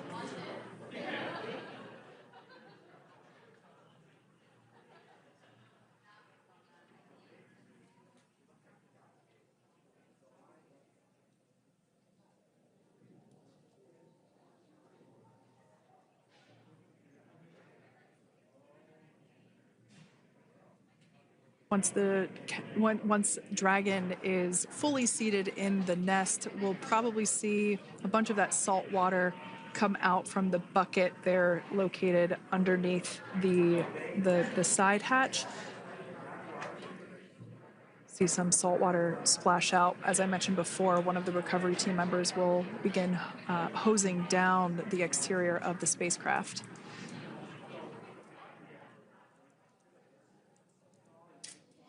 So you are continuing to get some great live views on your screen of Crew 9, which includes NASA astronauts Nick Hague, Suni Williams, Butch Wilmore, and Roscosmos cosmonaut Alexander Gorbanov, who splashed down off the coast of Tallahassee, Florida, 2:57 p.m. Pacific time this afternoon.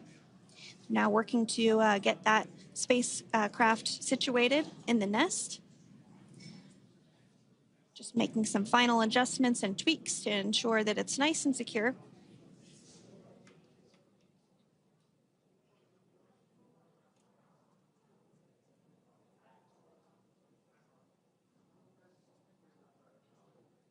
Once the spacecraft is seated and secured and oriented correctly in the nest, Dragon will be moved into the hangar located underneath that helipad that we saw earlier from the aerial views during recovery.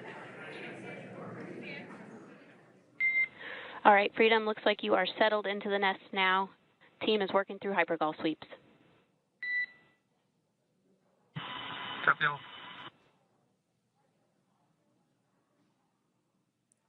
Call out there telling us that the recovery team is doing the second round of those hypergolic sweeps.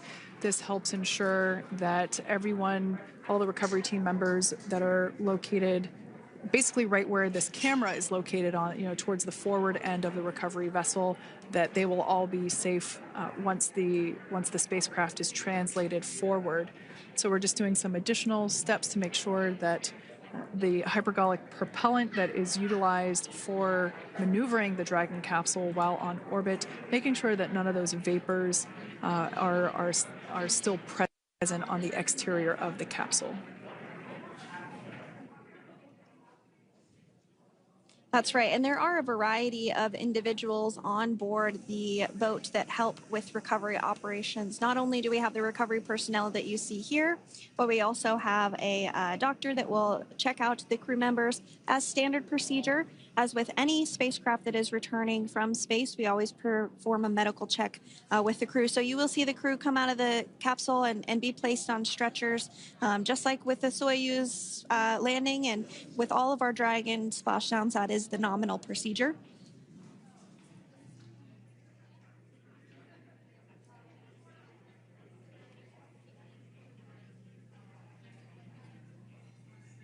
We'll stand by to see Dragon Freedom translate or scooch up a little bit closer to the camera angle that we're seeing right here. And then teams will step through procedures to get that side hatch opened. You see it right in the center of your screen there. It's kind of that rectangular shape. It has not been opened since since Crew 9, which included Nick Hague and Alexander Gorbanov, launched back in September from the Kennedy Space Center in Florida. So that will be the very first time that that hatch is opened. Once docked to the International Space Station, crew enter through the top hatch, which was where the nose cone is now closed. That's the hatch that they actually utilize to go ahead and get inside the International Space Station.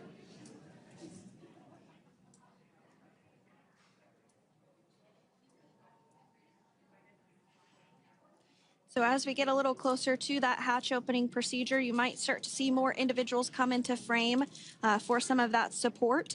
The ship has a maximum capacity of a little over 40 people on board, and it takes a variety of different roles, as we've discussed, to support.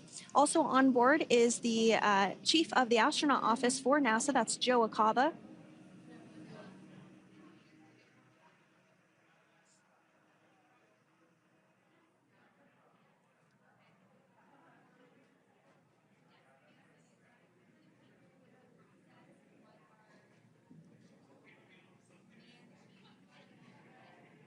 Now, while we are standing by for translation of the Dragon spacecraft to the platform there, the recovery platform that we see in the foreground, it is important to note that Nick, Suni, Butch, and Alexander will be getting assistance from the recovery teams while exiting the spacecraft. This is the same process for any returning long-duration crew members. As you could imagine, returning to a gravity environment can wreak havoc on our vestibular system, which is responsible for maintaining balance and motion. Of course, safety is our #1 priority with this operation, so we'll see the crew members helped out of the spacecraft one by one, and they will be assisted the few feet to the medical quarters aboard the boat. And on board Dragon are 3 veterans space flyers. That includes Nick Hague, the commander, as well as Butch, Wilmore, and Suni Williams. Alexander Gorbanov is completing his very first space flight on this mission, and he completed 171 days in space along with Nick Hague.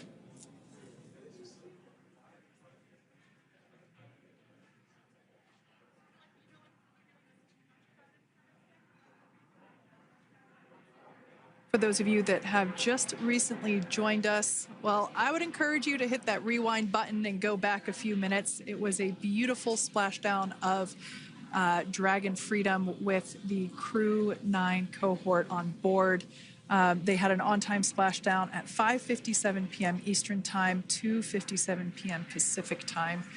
We can see that the spacecraft... Freedom translation is in progress. Copy, and seal it. We can see that spacecraft was successfully recovered from the ocean surface and is now being washed with fresh water, as obviously they splashed down in salt water. So we're trying to rinse off as much of that salt water as possible. And we can see the spacecraft continuing to move closer and closer to that recovery deck. Freedom, the crew is working on side hatch opening now. Expect hatch open in about 2 minutes. Okay, copy that. And Kira, just wanted to say that you guys, you and the team did an awesome job, both uphill and downhill. Just really, really impressed. Thank you.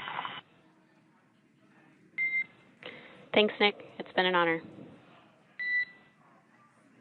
This is a pretty exciting moment coming up. We are working to open the side hatch. One thing that may not be obvious from, just looking at the spacecraft here is that this side hatch that we're about to open, the last time it was open was when this spacecraft was at the launch pad.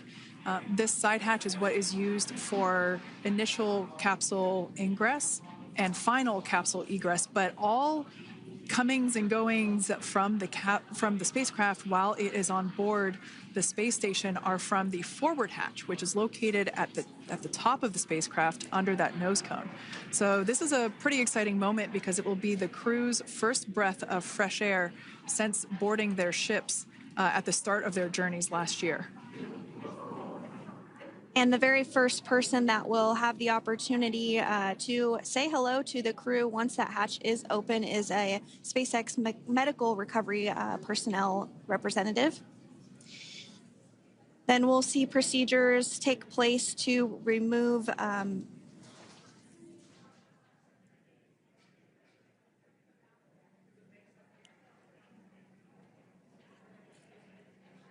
the footrests of Dragon.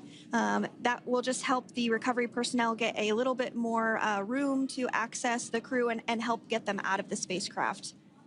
Yeah, you're absolutely right. Safety is, once again, top priority here, and removing those footrests from all 4 seats will be helpful as a recovery, as a SpaceX recovery team member will actually go into the capsule, into Dragon Freedom to help the crew members unbuckle and stand up, and essentially we'll also see a fun little slide be put in place to help the crew members exit the spacecraft safely. So yeah, we're going to remove all 4 of those footrests to basically give a little bit more working room inside the spacecraft. That's right. And we did hear the go for that hatch opening, so we're just a couple minutes away from being able to see that. And then we might be able to get the chance to see a couple of views inside of the Dragon and see the crew following their splashdown. Now, opening that side hatch isn't quite like opening, the door to your car. We have to depress the seal around the side hatch, as well as, we'll now see them open that side hatch up.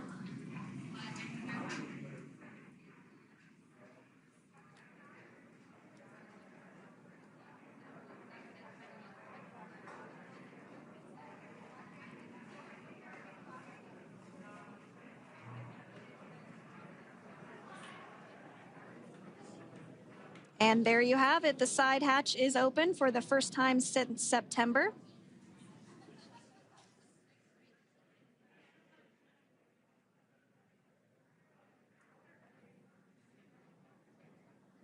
We can see some of the protective equipment there that was brought into frame that will help protect the edge of the side hatch, one from any potential damage. Oh, we can see the recovery crew member there taking photos of the side hatch seal. This is part of the standard operation for recovery. These photos will get saved into our procedure. We'll then install that protective frame around the side hatch. This helps to ensure that the side hatch itself, the edges of it, incur no damage while crew members are coming out from the spacecraft.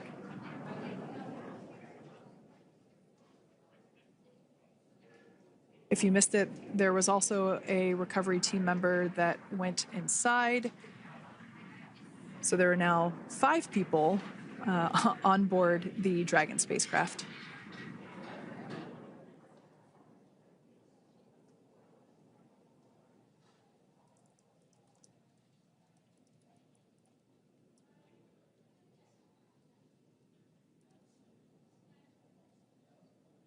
And if you are just joining us, it has not yet even been an hour since Crew 9 splashed down off the coast of Tallahassee, Florida at 2:57 p.m. Pacific time. The crew is now on board the recovery vessel Megan, and the hatch is open. The next major milestone that we'll see is when the crew will actually egress or exit the spacecraft. But before that, they'll continue to, the recovery personnel rather, will continue to install that protective area around the hatch and then remove the footrests. So we're a couple minutes away from seeing the crew egress, but not too long away.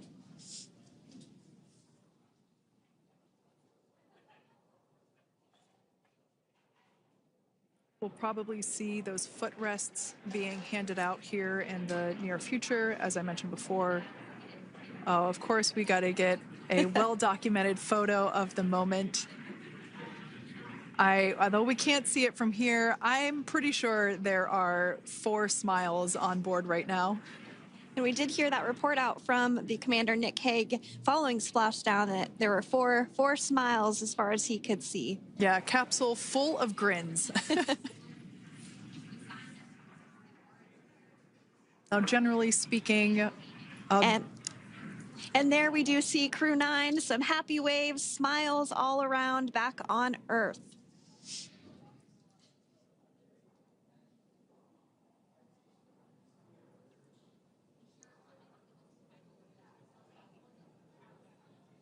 Generally speaking, we have the individuals in the 2 center seats of the spacecraft exit first. You might hear us refer to this as the exit process as egress. It's just another term for exiting the spacecraft. Generally speaking, we most of the time have the 2 center seats egress first, as it makes moving around inside the capsule a little bit easier.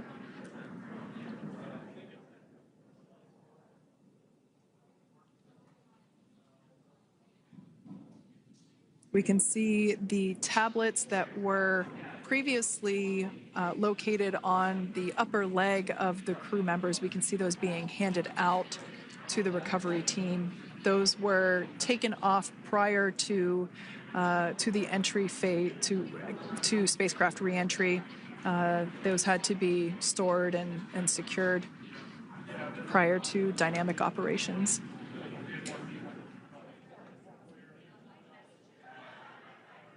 It looks like we are starting to see the footrests also be removed. I just saw one there on the screen. There are 4, of course, 1 for each crew member.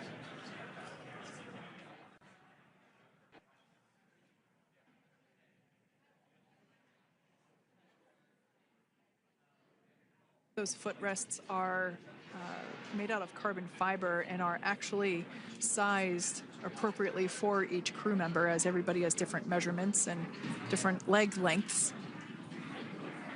Same goes for the armrests and the bucket length of each seat. We size those appropriately for the crew members and to ensure their comfort and safety. I believe we just saw the little ramp that is used to help slide the crew members out from inside the spacecraft. And once the crew does exit Dragon Freedom, they will be placed on to a stretcher to go to a medical bay for medical checkouts. This is standard procedure for all Dragon spacecraft flights that Splashdown crewed, as well as for our Soyuz spacecraft that land in Kazakhstan.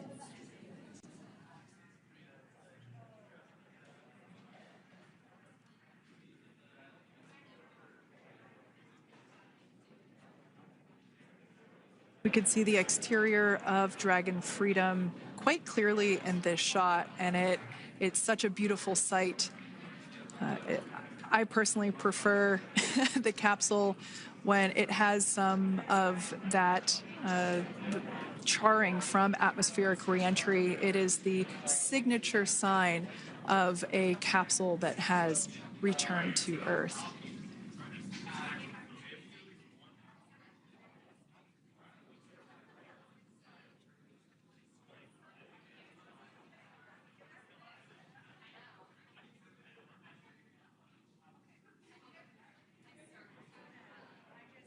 Continuing to stand by for our first crew member to egress or exit for Dragon Freedom, following their splashdown at 2:57 p.m. Pacific time. Dragon undocked from the International Space Station at 10:05 p.m. Pacific just yesterday, so it was about 17 hours of phasing.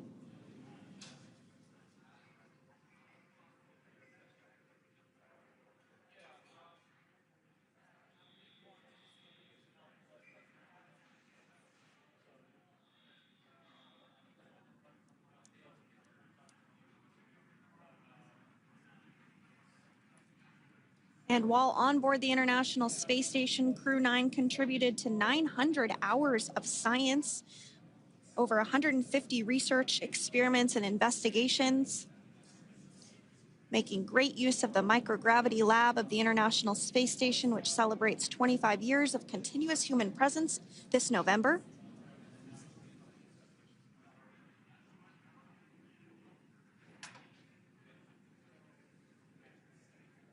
Looks like we're about to get our first crew member here upon egress of the Dragon spacecraft.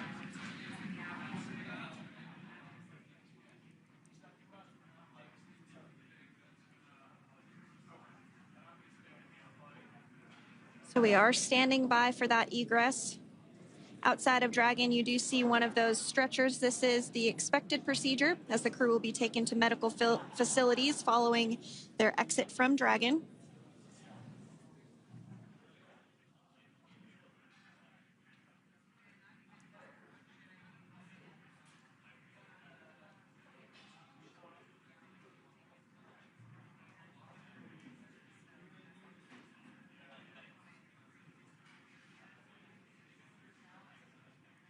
We can see folks on board clapping as our first crew member. And that is NASA astronaut Nick Hague, commander of Crew 9, now out of Crew Dragon Freedom. Some smiles, thumbs up, and a wave. Can't get any better than that. Yeah, that is one happy camper, that's for sure. As we said before, it is standard procedure for all of our long-duration crew members to receive assistance upon egressing from the spacecraft. We basically help them move off of the recovery deck and into the private medical quarters for their initial consultation with the SpaceX flight surgeon. So we'll see that take place for all 4 of our crew members today.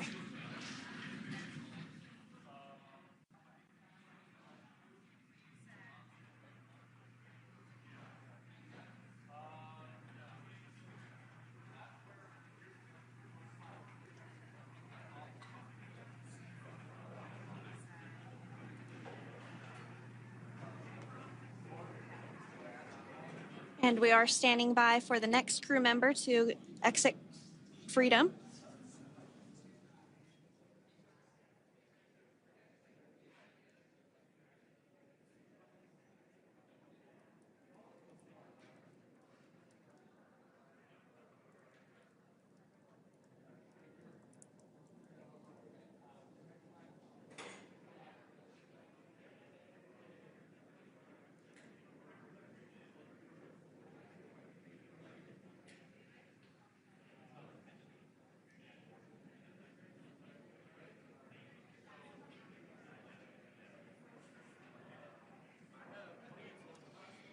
Next up, out of the capsule, we expect Roscosmos cosmonaut Alexander Gorbanov.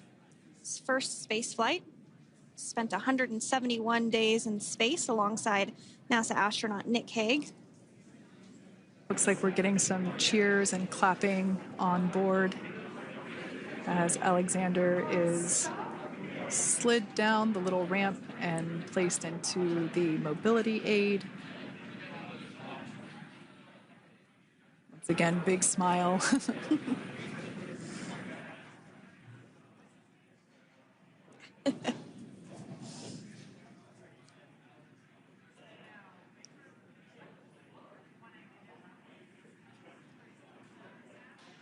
Now, the 2 crew members remaining in Dragon are NASA astronauts Suni Williams and Butch Wilmore.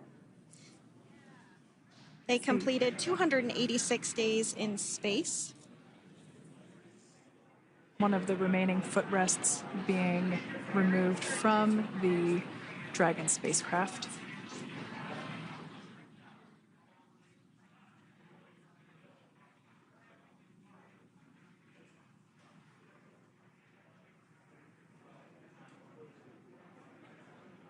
As I said before, we generally try to have the crew members that are located in the 2 center seats aboard Dragon, and we like to have them egress first if possible. as it creates a little bit more movable working room inside the spacecraft. There is a recovery crew member inside that is helping all of our Crew 9 crew egress or exit from the spacecraft.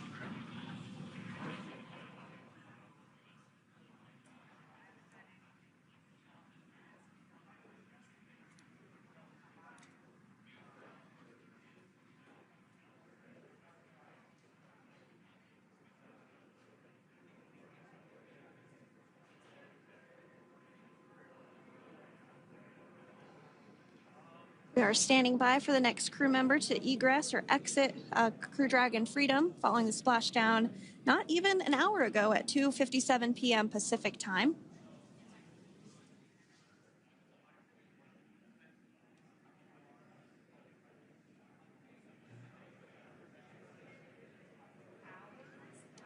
Really have the recovery operations down pretty quick at this point.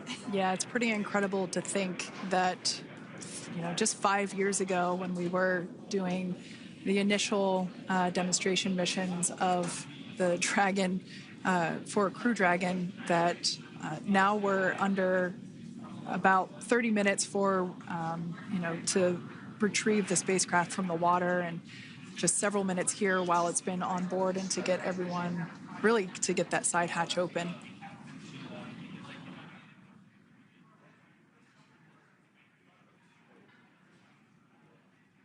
For those of you that have just recently joined, the Dragon had an on-time splashdown. It looks like we're getting our next crew member here.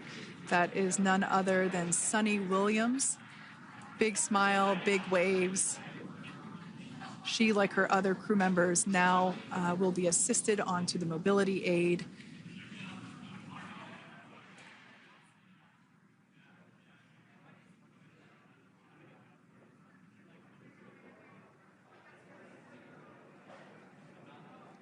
There we have it, some waves, some thumbs up, and some smiles. Definitely seems to be a theme among all recovery operations. Absolutely. And of course, that leaves NASA astronaut Butch Wilmore inside Dragon in seat 4.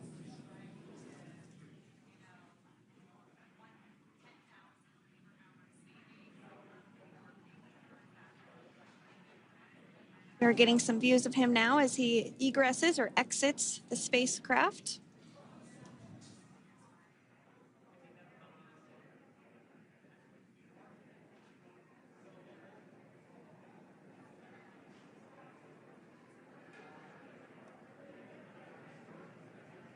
Once again, some elation and cheers there from Butch Wilmore. As we mentioned before, returning to Earth coming from a microgravity environment can wreak havoc on the body. So it is customary and just standard procedure for all of our long-term space residents to get assistance once they are back on board the recovery vessel.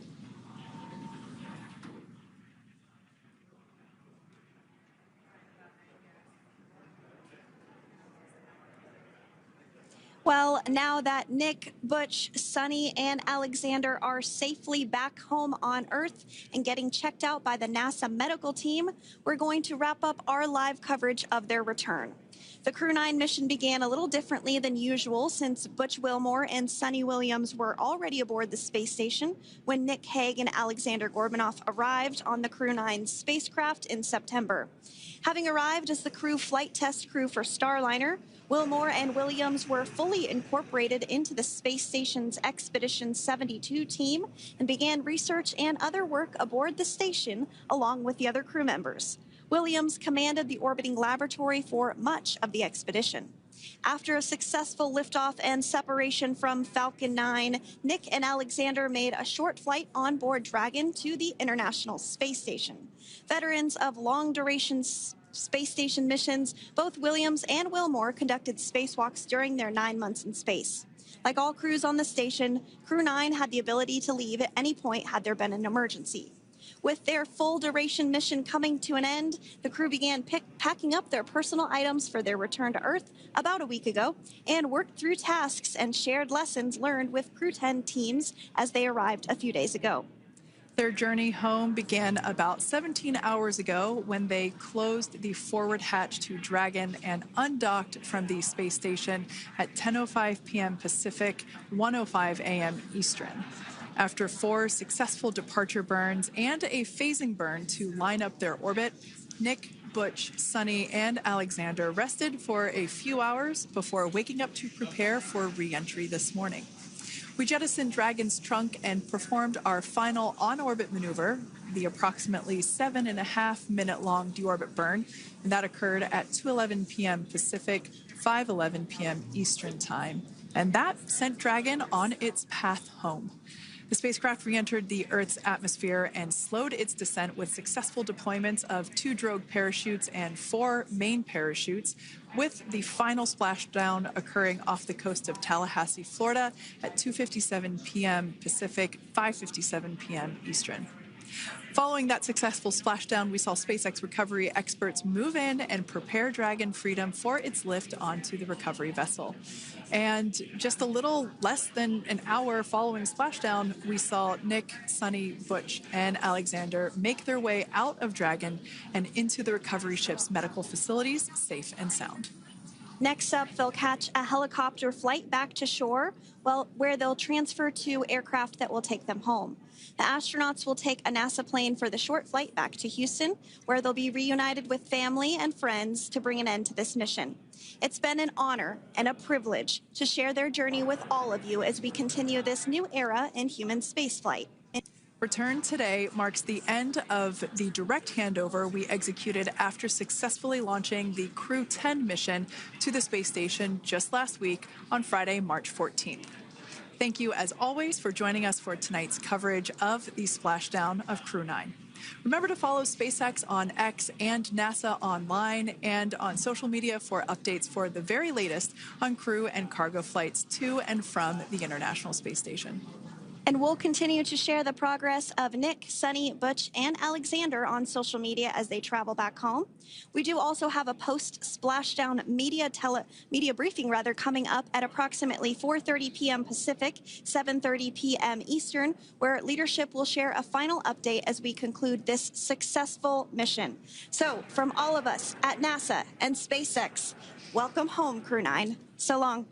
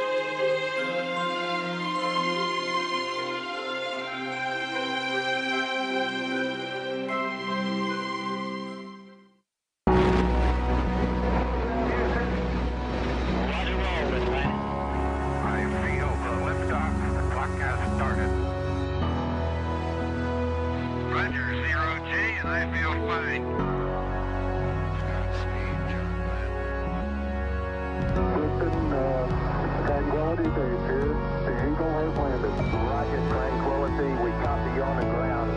New possibilities are opening up for scientific cooperation between countries.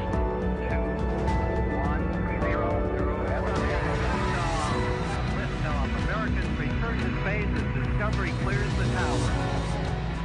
Discovery, go and throttle up. Discovery, Roger. Go for deploy. Everybody in the shuttle program, the crew is go for launch. Roger. Nice to be in orbit. We have followed in their footsteps to get us where we are today.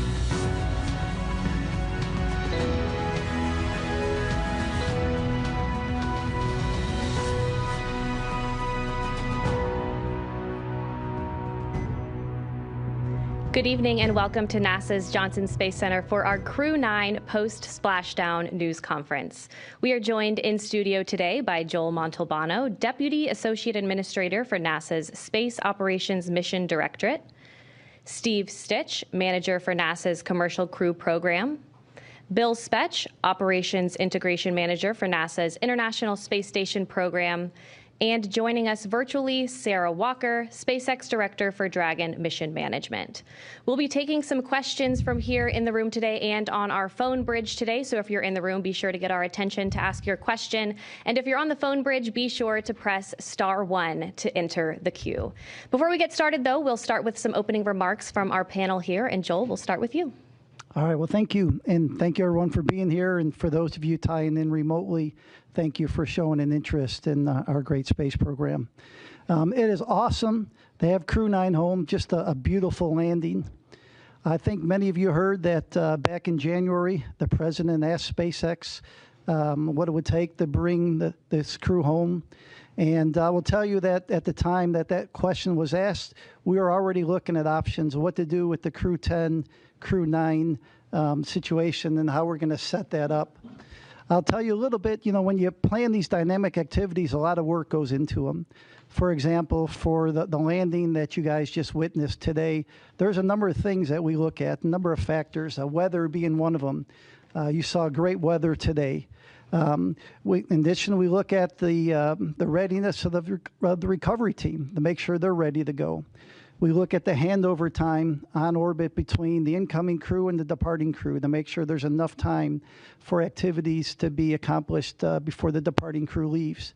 We do have the benefit of having NASA astronaut Don Pettit remaining on board. He'll be coming home on Soyuz in April, and so he'll continue the handover with the crew. We also look at the vehicle traffic, the vehicles coming and going. And when you pull all that together, the International Space Station program, the Commercial Crew program, and SpaceX came up with the plan that we just witnessed. The Crew 10 launch last week, the docking over the weekend, the undock early today, and then the landing that we just witnessed. So just an incredible amount of inputs that you get to pull all that together in order to have a successful operation. I want to tell you, we want to thank the Crew 9 team and the ground teams for their dedication to excellence, their resilience, their flexibility during this expedition, everything they did to have a successful expedition, as you have all witnessed. SpaceX has been an incredible partner for us, and it shows the benefits of the commercial-public-private partnership that we have. So they've just been a huge, great partner throughout all this. Crew 9, in addition to the spacewalks that many of you witnessed, they performed just about 150 experiments on board the International Space Station with over 900 hours of research. And the work we do on the International Space Station benefits the nation, benefits people on Earth, and are the building blocks for going back to the moon and to Mars. So Nick, Alexander, Butch, and Suni, welcome home. On behalf of NASA, I want to thank the administration. I want to thank all the work of the NASA teams and all the work of the SpaceX teams. And so with that, I'll hand it over to Commercial Crew Program Manager, Steve Stitch. Thanks, Joel, and thank you all for being here. Greatly appreciate your interest in the Commercial Crew Program and also human spaceflight. Of course, as you know, it's been just a huge week for Commercial Crew. The missions, I think, sometimes seem easier than they are. If I just step back and think about all the challenges we had to launch Crew 9, moving to a different launch pad, adjusting the seats and the crew training, And then, over the weekend, once we docked Crew 10 safely, looking at the weather patterns, finding this great opportunity that we landed at today, adjusting the timeline. It's never easy. Space flight's always dynamic. Sometimes it seems like things move from step to step to step, but there's usually different paths along the way. So the weekend was culminated today with the landing of Crew 9. We Dragon splashed down at about 5:57 p.m. off the coast of Tallahassee. That's our first commercial crew program landing at Tallahassee. We've had a couple cargo flights land there.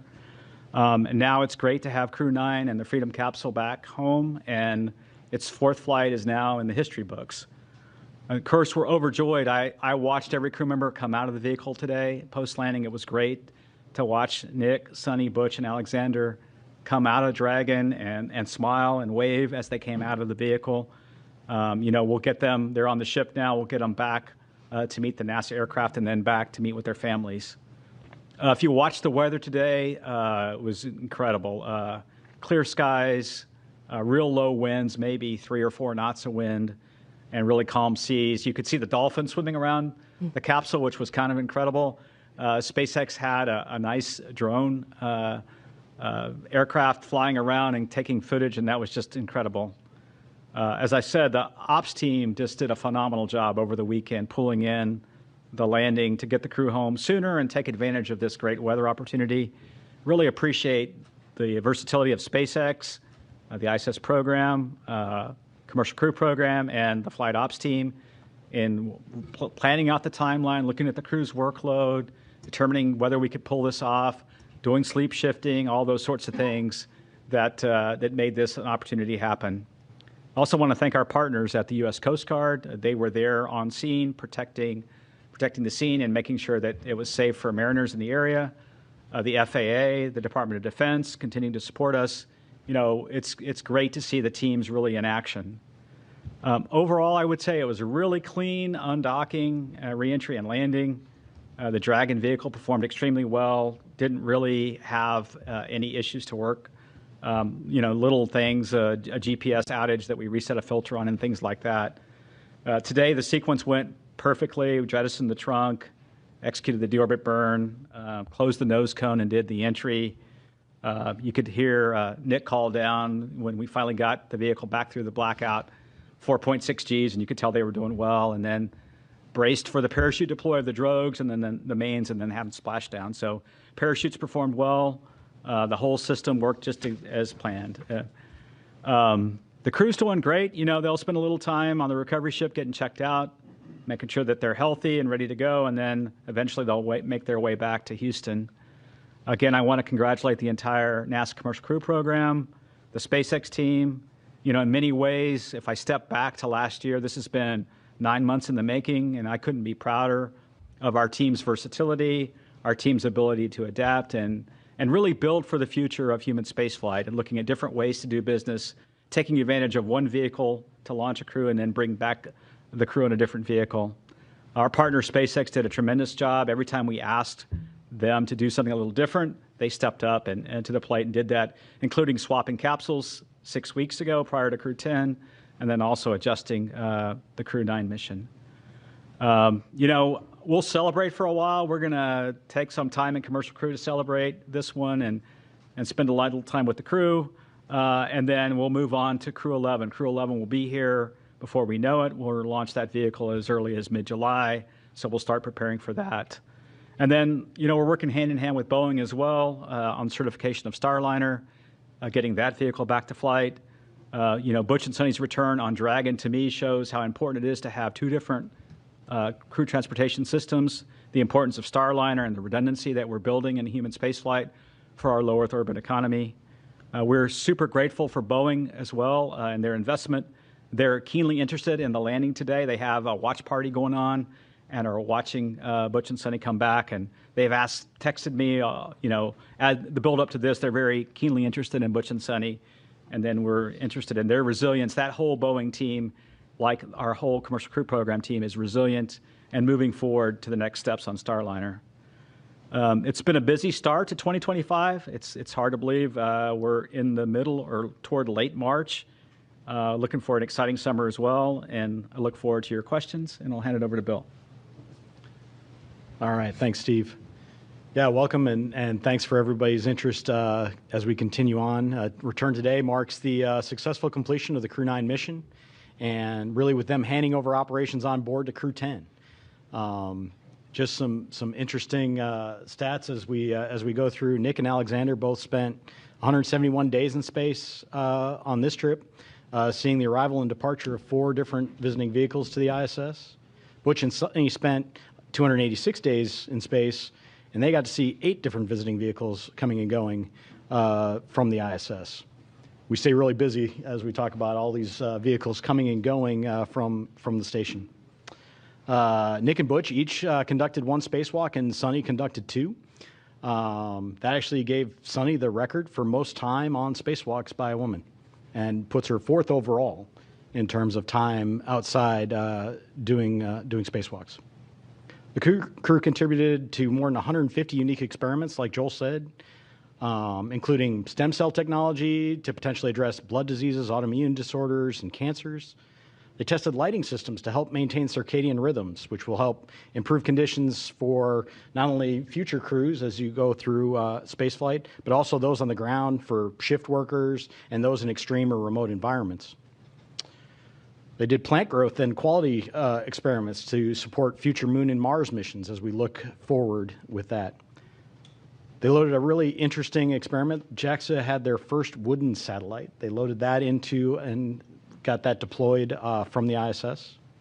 And then as part of their spacewalk, Butch and Suni collected samples from the station's exterior to study the survivability of microorganisms in the vacuum of space.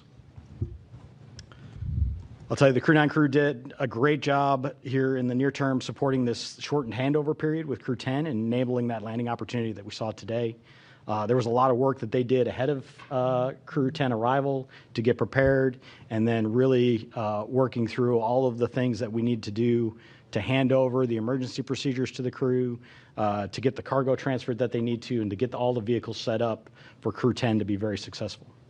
Crew 10 is already working hard, and they're working on key science investigations on board. They already kicked them off even while they were getting prepped for undocking the other day. So coming up on ISS, we still have a lot going on. We have NG-21 release at the end of March, providing some important trash disposal for the space station. Always, you got to get rid of all the stuff that you bring up, so you got to bring that down somehow, and NG-21 is going to take away a lot of that. And then we'll look forward to Soyuz MS-27 launch Tuesday, April 8th from Baikonur Cosmodrome at about 12:47 a.m. Central. That'll be carrying NASA astronaut Johnny Kim and cosmonauts Sergei Ryzhikov and Alexei Zabritsky. And then before Soyuz MS-26 returns, Alexei Ovchinin will pass on the role of ISS commander to our JAXA astronaut Takuya Nishi. Really a lot of great stuff continuing on station. I really appreciate the entirety of the team, joint with SpaceX, NASA, our operations team, the program teams, the engineering teams, all the work it takes to turn around these missions. It's a ton of stuff, and then we go change it on them at the last minute, and they handle it like the pros that they are. So welcome home to Crew 9, and with that, I'll hand it over to Sarah. All right, thanks, Bill. Well, it's a good day to be here at SpaceX, and it's a good day down in Florida as we welcome Crew 9 home from their stay at the International Space Station. We're happy to have safely returned Nick, Alex, Suni, and Butch back to Earth and to their families after their time at the orbiting laboratory. Human spaceflight is dynamic and exciting, and this crew knows that as well as any other. So back in September, Steve was talking about this a bit, Crew 9 became the first human spaceflight mission to launch from Pad 40 using our new Dragon Tower that we completed construction on last year. And it was our first mission in a while to fly a crew of 2 since Bob and Doug's historic flight in 2020. So then just 3 days ago, we launched Crew 10 to take over and continue the work of Crew 9 on ISS. And I forgot to mention this Friday night, but Crew 10 was our 50th Dragon mission since first launching COTS 1 in December of 2010. That's a huge milestone for the team. COTS, if you don't remember, stands for Commercial Orbital Transportation Services. And COTS 1 was the first demonstration mission under that original partnership with NASA to resupply the space station with cargo flights. It was also the mission that inspired me to join the SpaceX team, which I'm so grateful I was given the opportunity to do a few months later. So the rest is history. We've been bringing cargo and more recently crews to the orbiting lab for well over a decade since. And as we talked about a few days ago after Crew 10 launch, NASA and SpaceX adapted as this mission evolved. And I appreciate all the kind words said already during this press conference. As we adapted together, we kept safety at the forefront. And thanks to the teamwork across the two agencies, a change in the Dragon spacecraft for Crew 10 and then a shortened handover helped accelerate the Crew 10 launch and the Crew 9 return. Then over the weekend, we decided as a joint team to undock a day earlier than originally planned to take advantage of some great weather we were seeing off the coast of Tallahassee for Splashdown. So I know this required quite a bit of creativity from the NASA team and the onboard crew to compress the handover even further than they already had. And I'm thankful for everyone's hard work and flexibility to safely bring Dragon and the crew home today. I'd be remiss if I didn't acknowledge that today's return was also our final Dragon recovery on the East Coast. So after 6 years of successful recovery operations off the coast of Florida, we'll now be moving all Dragon recovery operations back to the West Coast. I just hope the California coast can bring as many dolphins as we saw during today's operation. That was really fun to see. We had a nominal return today. Dragon is healthy and the parachutes performed as expected. The crew is likely on the recovery vessel now, soon to transit to the SpaceX NASA handover location, while the SpaceX vessel transports Dragon back to our refurbishment facility at Cape Canaveral in Florida. It's amazing to think that SpaceX has now safely flown 62 crew members from 14 countries to space, 52 of those to and from the International Space Station. Dragon has supported 46 missions to the station in all, and 29 of those on reflown Dragons. I think that's enough flights that we can be really proud of what the team has built together and what we've accomplished, but always with the humility and awareness that we will continue to learn every single mission. The stakes of getting this right are and always will be high. And as Bill Gerstenmaier often says, we must always stay hungry and vigilant to scour the data before, during, and after every operation we perform. It's always an honor for all of us here at SpaceX to launch human spaceflight missions and safely return astronauts and cosmonauts as we continue to advance human spaceflight. Thanks for having me on the briefing today and look forward to your questions. All right, thank you all for your opening remarks. We will go ahead and start taking some questions in the room, so please raise your hand, Gina. Go ahead. I think this is for Steve Stitch. I mean, Crew 9's home, but the research hasn't stopped because what you need to know about what happened with Butch and Suni on orbit, that's still an ongoing medical research project. Would you kind of expand on that for me? What will you learn about their 9 months on the space station? Yeah, I think I can comment and then see if Bill has anything to add. But, every single crew member that we fly in orbit, we collect medical research data. We do various blood draws at various times during the flight, especially toward the end. Do bone density measurements in space. We look at their vision and how their vision might change over time, their intracranial pressure. We do all kinds of things. So you're right. Every single astronaut, when they come back, including Nick and Alexander, has participated in all kinds of experiments, and we're learning from all those. And I'll see if Bill has anything to add. I mean, I think you covered the vast majority of it. We look at everybody when they come home, and every duration adds to that database of knowledge of the effects of spaceflight on the human body. And so we continue to look at that across all of our crew members. Okay, we'll take another question here in the room. Mark, go ahead. Mark Strassman, CBS News. Steve, I want to pick up on something you said, which is the keen interest in Butch and Suni. All 5 major television networks cut in with live special reports following the splashdown, because Butch and Suni have arguably become America's most famous astronauts over the course of their 9-month saga. So now that they're home, now that the saga is over, what to you is the takeaway? Yeah, I think that's a great question, and I haven't probably had a lot of time to reflect. We're certainly looking at Starliner very carefully. We're in the process of looking at that vehicle, looking at the helium system. We've got some candidate seals that we're going to replace. We'll get into some testing here over the summer timeframe with what we call an integrated doghouse at White Sands. So we're looking at that. The thing I think back of this whole timeframe is how really resilient Butch and Suni were the whole time. I mean, they launched on what was going to be a short test flight with the crew flight test vehicle with Boeing. And then they moved very quickly into station increment operations, and they became seamlessly part of the International Space Station. And they did that because they're experienced astronauts, and we had prepared, right? We had flown gloves for them to do spacewalks, and we had flown a lot of components for them. So I think that shows the adaptability of crew members. And if I think forward to exploration and maybe some harsh missions to the Martian surface someday or back to the moon, you know, the adaptability of crew members, changing the timeline for their return. Certainly a huge thank you to their families. You know, when you think about Butch and Suni, they enjoyed their time on station. They got to do spacewalks, and they got to do lots of cool science and things like that. Their families are the ones that really, you know, kudos to them for being resilient in a planned short duration flight now turning into a long duration. And I think back of when they went into quarantine. They went into quarantine in the April timeframe for the early May launch that we had for the crewed flight test. So the families, a huge thank you to them. I'm sure the reunion is going to be wonderful with the families. And we'll keep learning as we go and keep being adaptable in the future. Let me just add, that if it's okay, it shows the flexibility of our commercial providers. The fact that they flew up on the Boeing vehicle and home on SpaceX, this is a lesson learned for NASA too, such that when we do have Boeing and SpaceX both flying on a regular basis, we need to be able to do the opposite too. If we come up on a SpaceX vehicle and have a problem, to be bringing people home on a Boeing vehicle. It shows you, you know, this year, I think many of you know, we celebrate 25 years of crewed on the International Space Station, and just shows the flexibility we have with the space station and our commercial partners. We'll take our next question here in the room. Go ahead. Ed Lavendero with CNN. Two questions. Do you have specifics on the timeline of when the astronauts will be landing back here in Houston and reuniting with their family over the next, I'm presuming the next few hours? And then secondly, the more delicate question is, of all the talk that we've seen over the last months that these astronauts have been, quote, stranded in space, how did that kind of talk affect you guys over the last few months in formulating a plan to get them back home?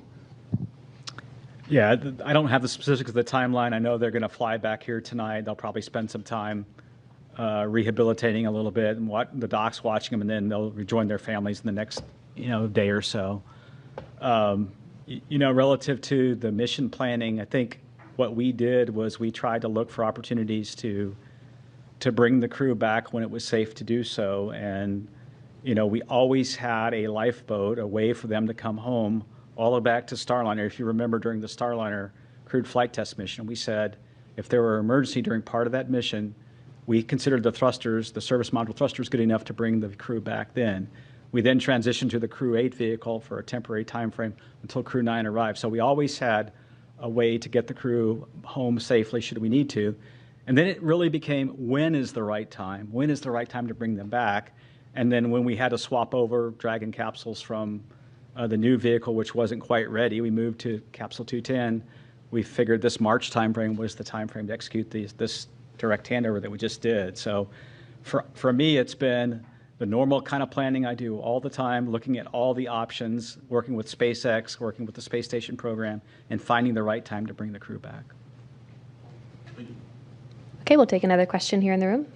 Hi guys, my name is Amanda Henderson. I'm with KHOU 11, the CBS affiliate here in Houston. 10 days turning into 9 months, but turning also into hundreds of hours of invaluable research that they got up there at the ISS, and also moonwalk hours. Can you talk a little bit about how, when you realized that they were going to be up there for longer than the intended time frame, they were able to transition into getting that invaluable research started? Yeah, I can start with that one, and I can let these guys add in. So even before they launched, because we knew they were flying on a test mission, we provided all the training for the stay on ISS that they would need to be a long-duration crew member. We flew the equipment. Every crew has unique equipment that they need to do a spacewalk, and we made sure we had that up there. So I think it really comes to the preparation that we did even before they flew that allows them to be so successful when they get up there. And that's really what we do with all of the crews that fly to the ISS. There's the rigorous training program that they go through. They're prepared for things. They have a lot of skills-based training that goes on so that they know how to do the basics of everything. And then we have an outstanding team on the ground working with them. They get to work directly with the scientists in a lot of cases on experiments that help walk them through what they're doing, video downlinks. We have a lot of different ways to kind of help them through, and it really just enables everything that they then do on board in an effective manner. But it all starts with that preparation that we did ahead of time, knowing that we have a test mission coming.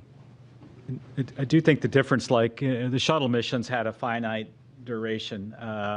The way the space shuttle worked, it had fuel cells, and they used liquid oxygen, liquid hydrogen to power those fuel cells. And so at some point, that vehicle had to return. But the beauty of the space station is wonderful laboratory, wonderful place for the astronauts to live and work, and you can almost stop the clock if you have a problem. And I think that's something that we learned on this flight that's a little bit different is, so when Starliner we had planned for maybe a short 10 to 2 week mission for a test flight, when we needed more time, we took that time to understand the vehicle. And then when we determined that the better option would be to bring Butch and Suni back on Dragon, we pivoted over to that plan. So I think Station gives us that flexibility that we never had before. And we also have flexibility now, as Joel said, with 2 different vehicles. So someday there may be a case where we're using Starliner to handle a Dragon contingency problem of some sort. So we have a luxury that we didn't have in the past, and so we're adapting and learning from that. All right, we'll head over to our phone bridge to Marcia Dunn with the Associated Press. Yes, good evening. Probably for you, Steve. I understand the crew is being flown to Houston tonight and that they'll be staying at JSC in crew quarters. When will they be able to go home if they're feeling good? How much time off do they get before they have to go back to work? Are you giving them some extra bonus vacation? And when do you have to decide whether Starliner is going to be carrying Crew 12 up? What's the deadline for deciding on that mission, whether it'll be Starliner or Dragon? Thanks. Yeah, there's a lot of questions there. I hope I get all of them. Let's see. The first question was, when do they go back to their families? It's usually within a day or two, once they're cleared medically, that we make sure, as they readapt to gravity here on Earth, it's usually a day or two. They'll go back to their families. And then, they'll get some time off, and then we've done a lot of, fortunately with Butch and Suni, we've done a lot of debriefs already with them. And so we've gotten feedback on Starliner and feedback on many things for the crewed flight test already from them while they were on orbit. They'll have a standard set of debriefs with the Crew 9 crew because they really have been part of Crew 9 ever since Crew 9 docked. So they'll go through a series of debriefs, and then, but they will get some well-deserved time off, well-deserved time with their families. It's been a long time for them, and look forward to hearing their stories about meeting with their family. I think the last question, Marcia, was when do we have to decide Crew 12 versus the next step with Starliner? And we probably have a little bit more time as we get into the summer and understand the testing we're going to go do to make that decision, whether it be Crew 12 as the next flight or Starliner. We're also looking at some options for Starliner should we need to, of flying it uncrewed. The vehicle has the capability to fly uncrewed if we need to. And so we'll kind of weigh all those things as we get the testing and analysis behind us. Boeing's done a good job of developing a new thermal model, which we're using to try to understand the changes we're going to make in those dock houses. We'll add some tape and thermal barriers in different places. We have a little time to make that decision. Okay, our next question is from Chris Davenport with The Washington Post. Hey, everyone. Thanks for taking my question, and congrats on a successful end to the mission for Steve Stitch. You had mentioned your discussions with Boeing, and I'm just wondering, has Boeing given you a 100% commitment that they are sticking with the program, just given the enormous costs they've had to eat? And is NASA doing anything to incentivize them to stay? You just mentioned an uncrewed flight, for example. Thanks. Yeah, Boeing, all the way up to their new CEO, Kelly, has been committed to Starliner. I can see that in the way they're approaching their solution to the problems. They're taking the time to understand the leaks we had in the helium system and testing some new seals that we may field in those flanges. The same thing with the the test plans that are multifaceted for the thrusters, some testing of the Teflon material, testing, integrated testing at White Sands. So I see them being very committed. They want to provide a transportation system with crewed capability to fulfill their missions. And then they're even, I think, stepping beyond that and thinking about low Earth orbit and COMLEO destinations with their vehicles. So I see a commitment from Boeing to continue the program. They realize that they have an important vehicle, and we were very close to having a capability that we would like to field. I think we have some changes we need to make to the way we heat those thrusters, the way we fire those thrusters, and then we can test that on the next flight. So.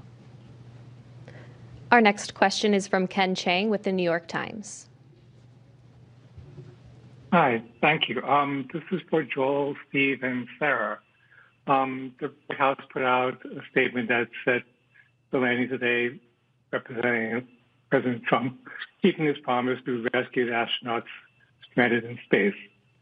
And from what you just said during this news conference, I think it's been in the works for months, and a lot of work for everyone. I was just wondering, could you explicitly answer the question, if Kamala Harris were president, or if Joe Biden had run for re-election and won, would anything have changed with this mission? Thank you.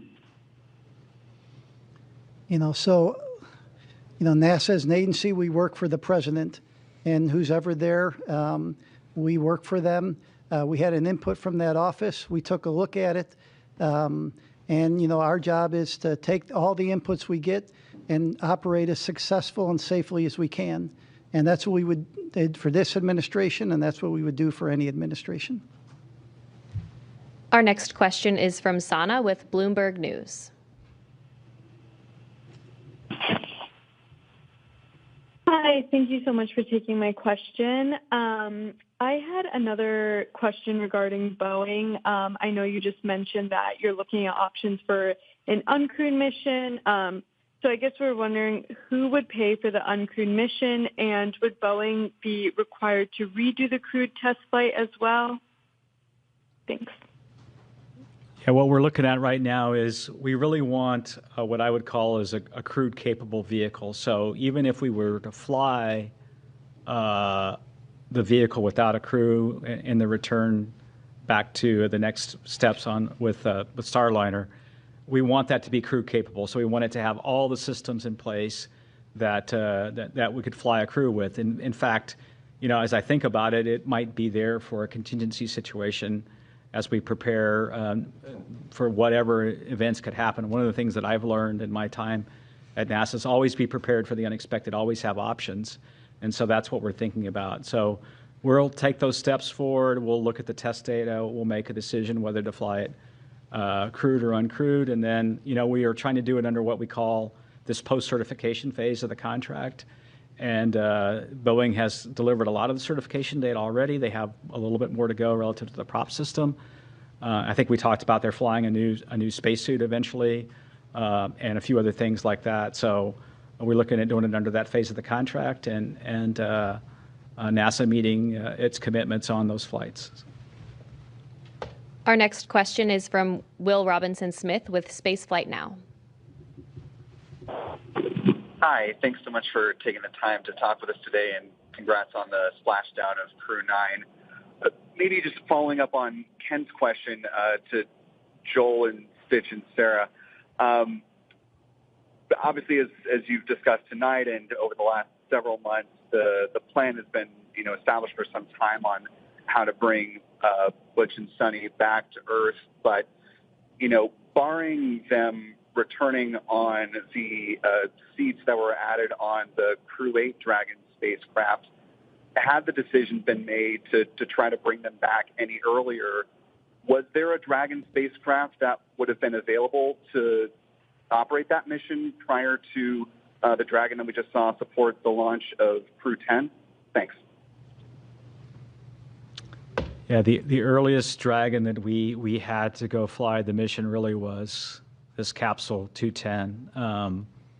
And so when we were planning originally on Crew 10 to have the newer spacecraft, we thought it would be ready Initially, we were going to launch in mid-February. We moved it to March 25th, and then I think Sarah talked briefly before about some of the challenges we had, or maybe it was Mr. Gerstenmaier, with a battery system that was a bad component we had to pull off. We had to pull the heat shield off and vector out of some work on the vehicle. We had some challenges with some valves in the prop system.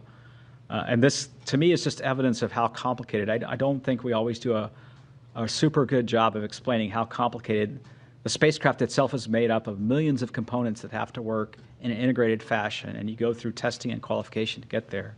And so those components didn't work. And when we looked at that, we just pivoted over to the vehicle that was going to be ready the soonest, which was Capsule 210, and that led us to the March 12th date and then eventually the March 15th launch.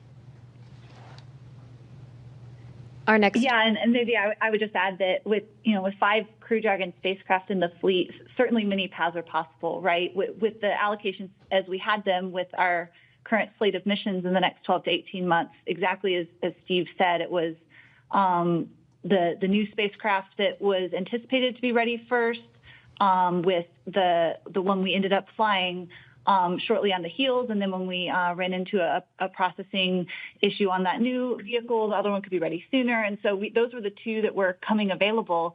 But certainly we can pivot and adapt. Flexibility is the name of the game, right? And so if we change what lanes or what stage of the flow any given spacecraft is in, we can open up other options available. But we had these vehicles allotted to or allocated to specific missions, and these were the 2 spacecraft that met the need that we had here in the spring to fly these missions in the timeframes that they were requested. All right, our next question is from Joey Roulette. Hey, thanks. Just 2 questions. One quick one for Steve. I just want to be clear. So it sounds like the testing results that you guys are going to have with Starliner this summer and maybe later on is going to determine whether its next mission is uncrewed or crewed. And whatever that next crewed mission is that going to be like a routine certification crewed mission, or might there be another CFT? And then the second question is for Bill Specht. I was just wondering if there's any studies that Butch and Suni are involved in that investigates the like behavioral or psychological kind of response to not just long duration spaceflight, but unexpected changes to a mission in the middle of it. Thanks. Yeah, when we look back at the crewed flight test, we got a lot of good data out of that flight relative to having a crew on board. So really the thing that we need to solidify and go test is the prop system and the service module. We need to make sure we can eliminate the helium leaks, eliminate the service module thruster issues that we had on docking, and then the rest of the vehicle performed really well. So when we look forward, what we'd like to do is that one flight and then get into a crew rotation flight. So the next flight up would really test all the changes we're making to the vehicle, and then the next flight beyond that, we really need to get Boeing into a crewed rotation. So that's kind of the strategy. Yeah, and then to your second question, all of our crew members go through evaluations. They fill out surveys. They do medical evals. So all of these things happen on every crew member. So we do get some unique data from Butch and Suni based on their stay, but it's something that we do with every crew member that flies. There's always changes that happen on board. There's always adjustments that we have to make that all of the crew members adapt to. As you've watched with our flight schedule over the years, it's very rare that we actually get a flight to fly exactly where we planned it 2 years out when they were thinking it was going to be. So it's okay that we have these changes and they adapt really well. But everybody gets kind of looked at in terms of those effects and understanding just the effects of spaceflight on them. So. Okay, our next question is from Maria with KBIR Knoxville.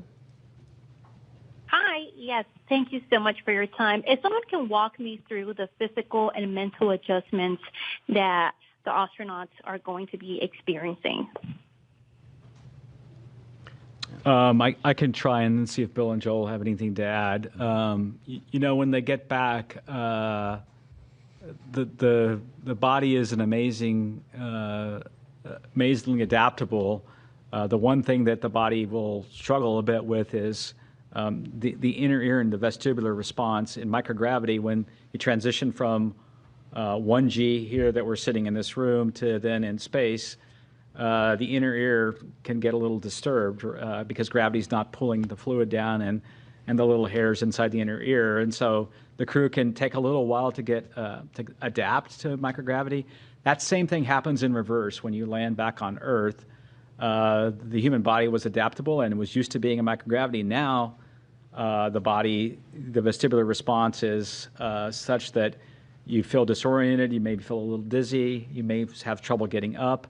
And then, of course, physically, their body, when they were operating in space and doing operations inside the various modules, their muscles weren't working as hard, their heart wasn't working as hard, and so there's a muscular and cardiovascular kind of reconditioning that has to happen. And so that's what's happening now. And then, there's a little bit of response coming back to 1G. In space, I could let this pin, release this pin, and it's going to stay right where it is. And in 1G, if I release the pin, it falls. And so there's a little bit of that the crew has to get back and learn the skills back here on Earth again. So.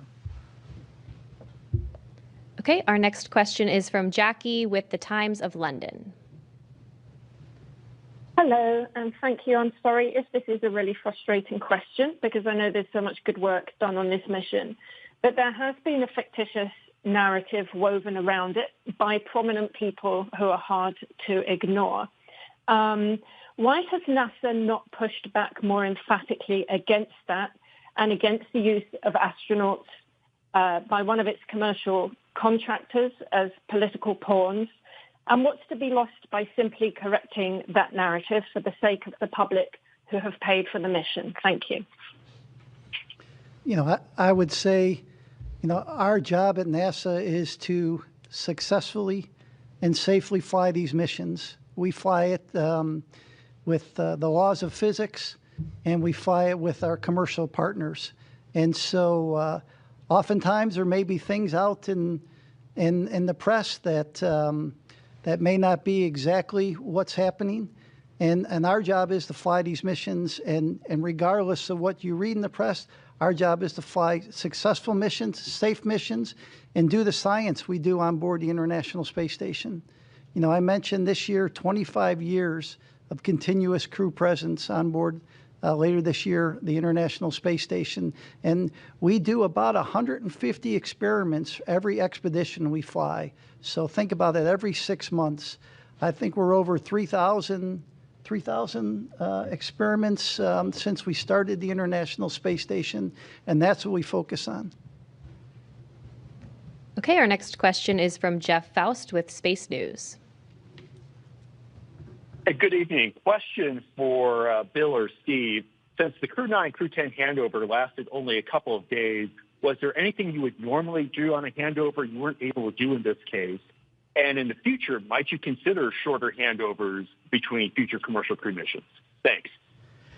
Yeah, across the board, the main thing that we have to get done is, like anytime you get to a new place, is the emergency briefings. Where do I go in case of an emergency? What are my duties in terms of an emergency? And that happens very early on.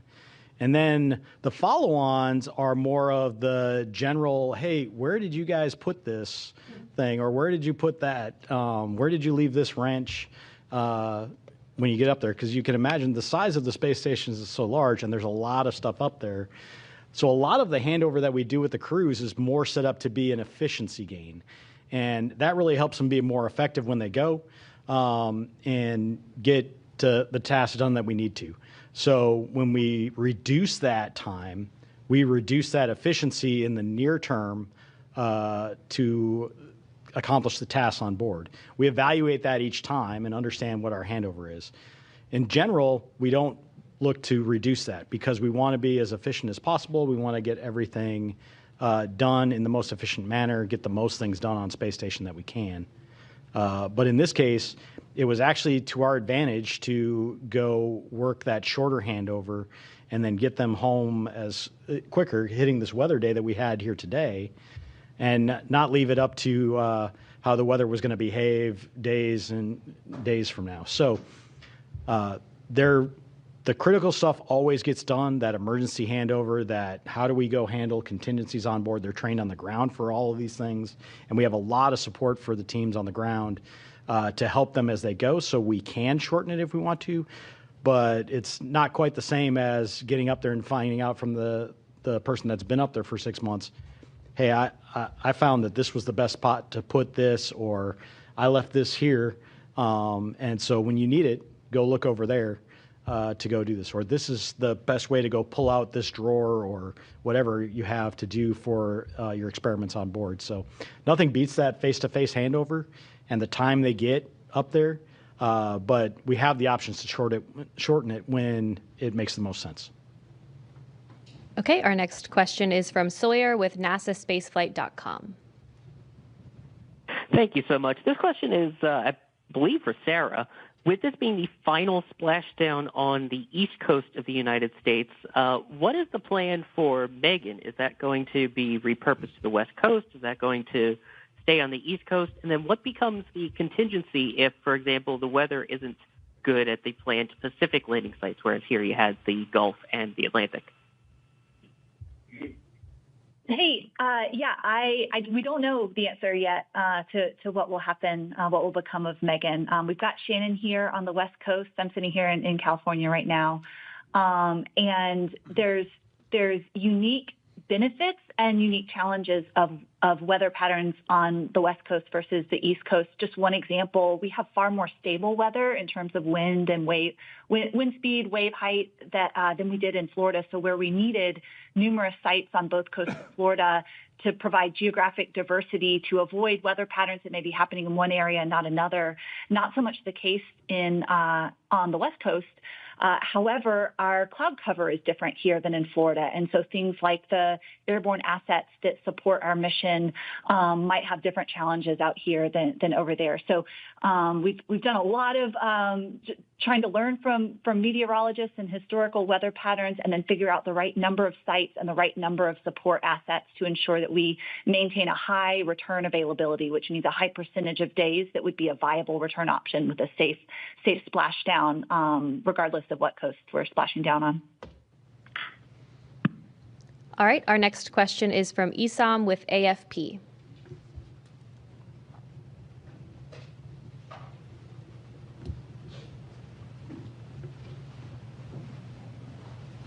If you're talking, we can't hear you. Oh, sorry about that. I was on mute. A couple of quick questions. Steve, you mentioned that they'd be released to their families in a day or two, but they're still going to be going through with rehabilitation for quite a while, right? If you could discuss that. And the other second question is just a bit broader to follow on from some of my colleagues. As Steve confirmed that, Crew 10 was the designated mission that this could happen, could you help us sort of square that circle that, with praising the administration for accelerating the timeline? How concretely, just to follow up on my colleagues' questions, how concretely can the administration be credited with accelerating the recovery when, the plan hasn't fundamentally changed here? It's just something that we're having a little bit of trouble understanding. Thank you. Yeah. I'll talk the rehabilitation and let Joel talk about the other questions. Rehabilitation will continue. There's a sequence of exercises that they do to try to regain their physical strength over a number of weeks. It's a pretty standard protocol that they go through post-landing to recover. It's well documented, well practiced, and the docs and the trainers that do this work will kind of follow each crew member, whether it be Butch and Suni or the others. We talk about Butch and Suni because they had a 9-month stay, but the others had 171-day stay or so, which is pretty typical of what we've had. And I'll let Joel handle the other questions. And so you were asking the input from the administration. So I think Ken Bowersox said it well the other day. It excited the system, right? It gave us some energy in the system.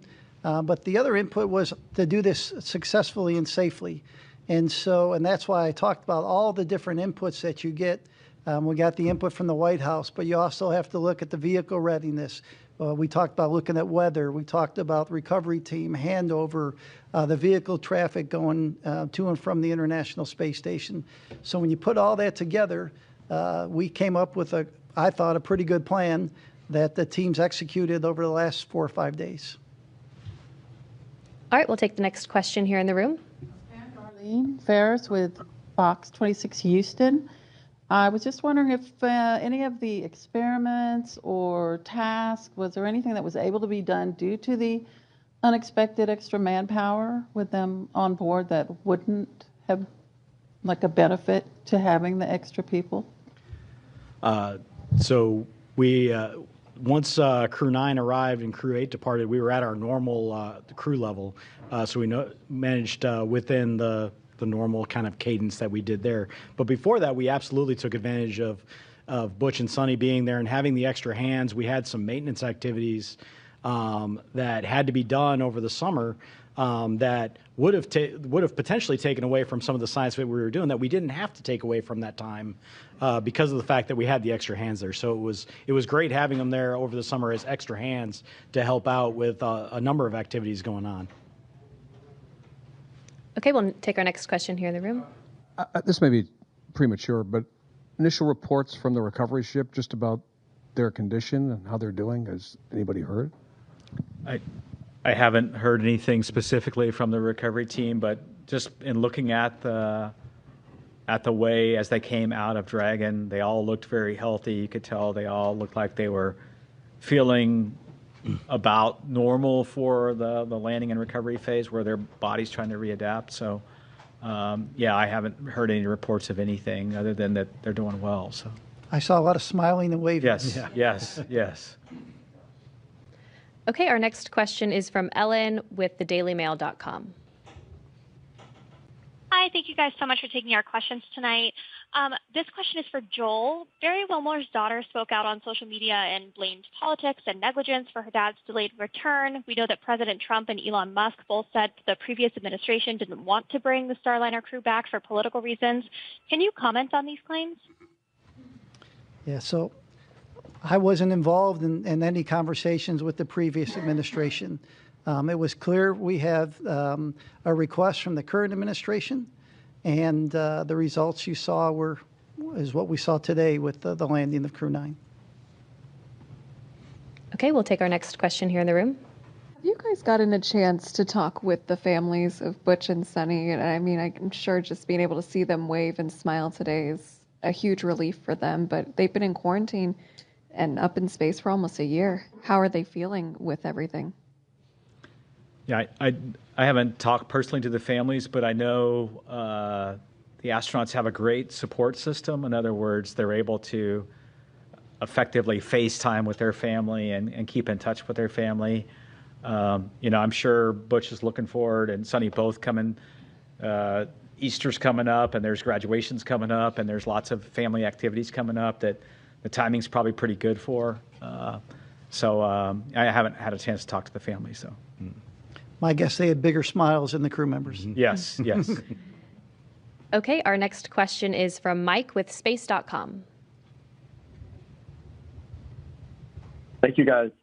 This is probably for Sarah. I was just wondering, were there any different approaches that you guys took with this Dragon to kind of meet this faster deadline, or this, and if there were any kind of changes to the processing? Are those things you can take into future missions?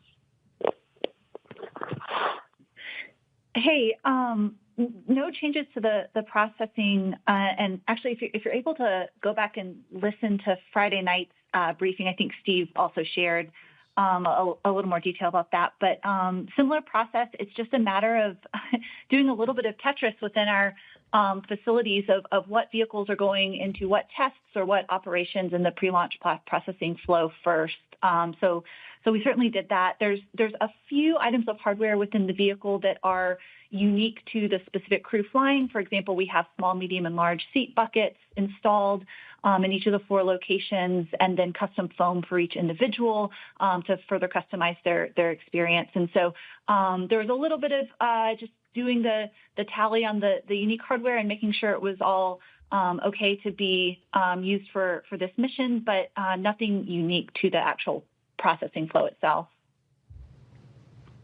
Okay, our next question is from Carolyn with Fortune Magazine. Thank you very much, and congratulations. I'm wondering, can you just share a little more how Suni and Butch handled kind of the switch mentally to the 9-month mission, besides being very resilient, and what advice you give the rest of us lonely humans when we encounter challenging circumstances? And then maybe just talk a little more about the physical repercussions with respect to radiation, effects on the heart and cornea, that kind of thing, and how we go about planning to protect against that when we think about missions like to Mars and extended stays. Thanks. I can start, and then the other guys could ask. You know, before an astronaut flies, we talk to the crew. The crew members are talked to about extending. Hey, you may be assigned for a 6-month mission or an 8-day mission in this case, and you may be extended. Frank Rubio was an example, right? Mark Vande Hei was an example. So this isn't the first time that people are flown. Clearly their mission was much shorter than those other missions, but the crew members are talked about, hey, what would you do if you had to be up there for a year? So they mentally prepare before they launch, and they talk to the other crew members that have flown for these long duration missions. And so the teams are preparing.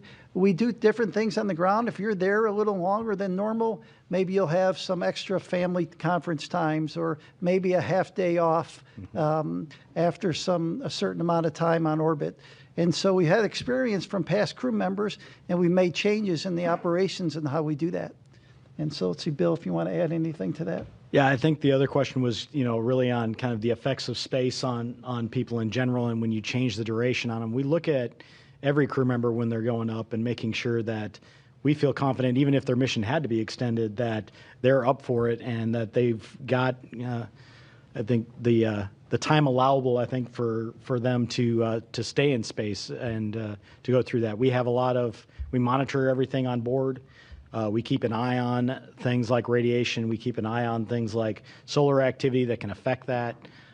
We keep an eye on the rest of the environmental factors on board, whether it be the carbon dioxide levels, the CO2 levels, the contaminants that we have on board. We have scrubbers and filters and things that take that out. So we do all the things that we would normally do to manage that for crew and minimize their exposure to anything that could be considered harmful.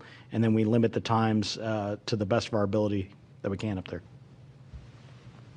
Our next question is from Marcia Smith with spacepolicyonline.com.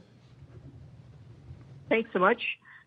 Steve, you mentioned that Crew 11 might launch as early as July, which seems like a pretty short interval for Crew 10 to be up there. Could you talk about what's driving you to launch as early as July?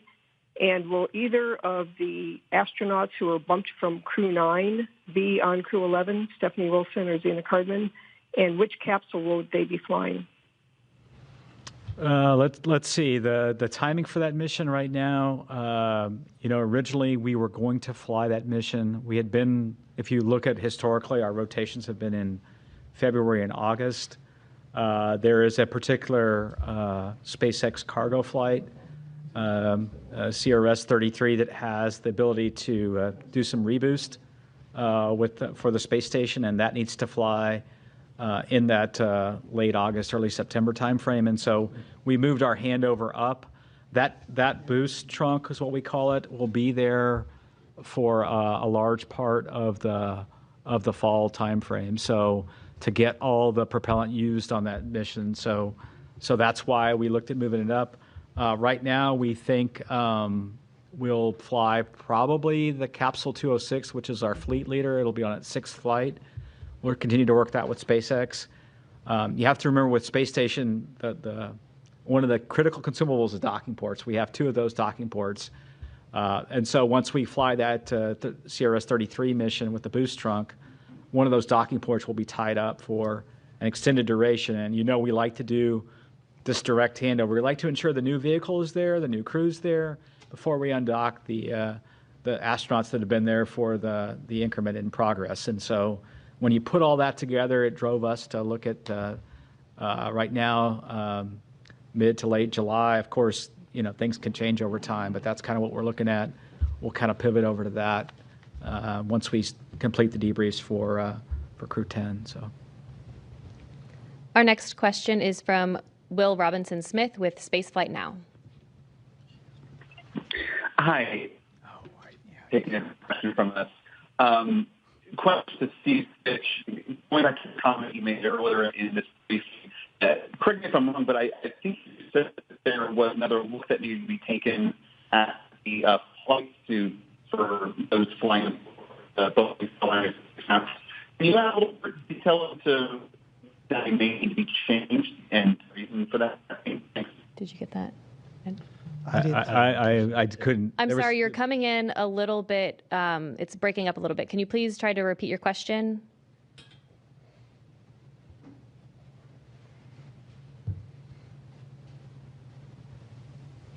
Operator, if you could please unmute the participant.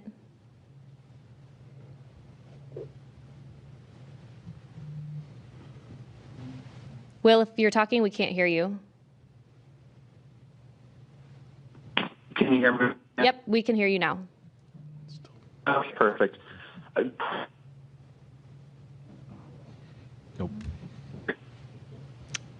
I'm sorry, we keep losing you. If you could just follow up with us after this news conference, we'll be happy to get a response over to you from the panel up here.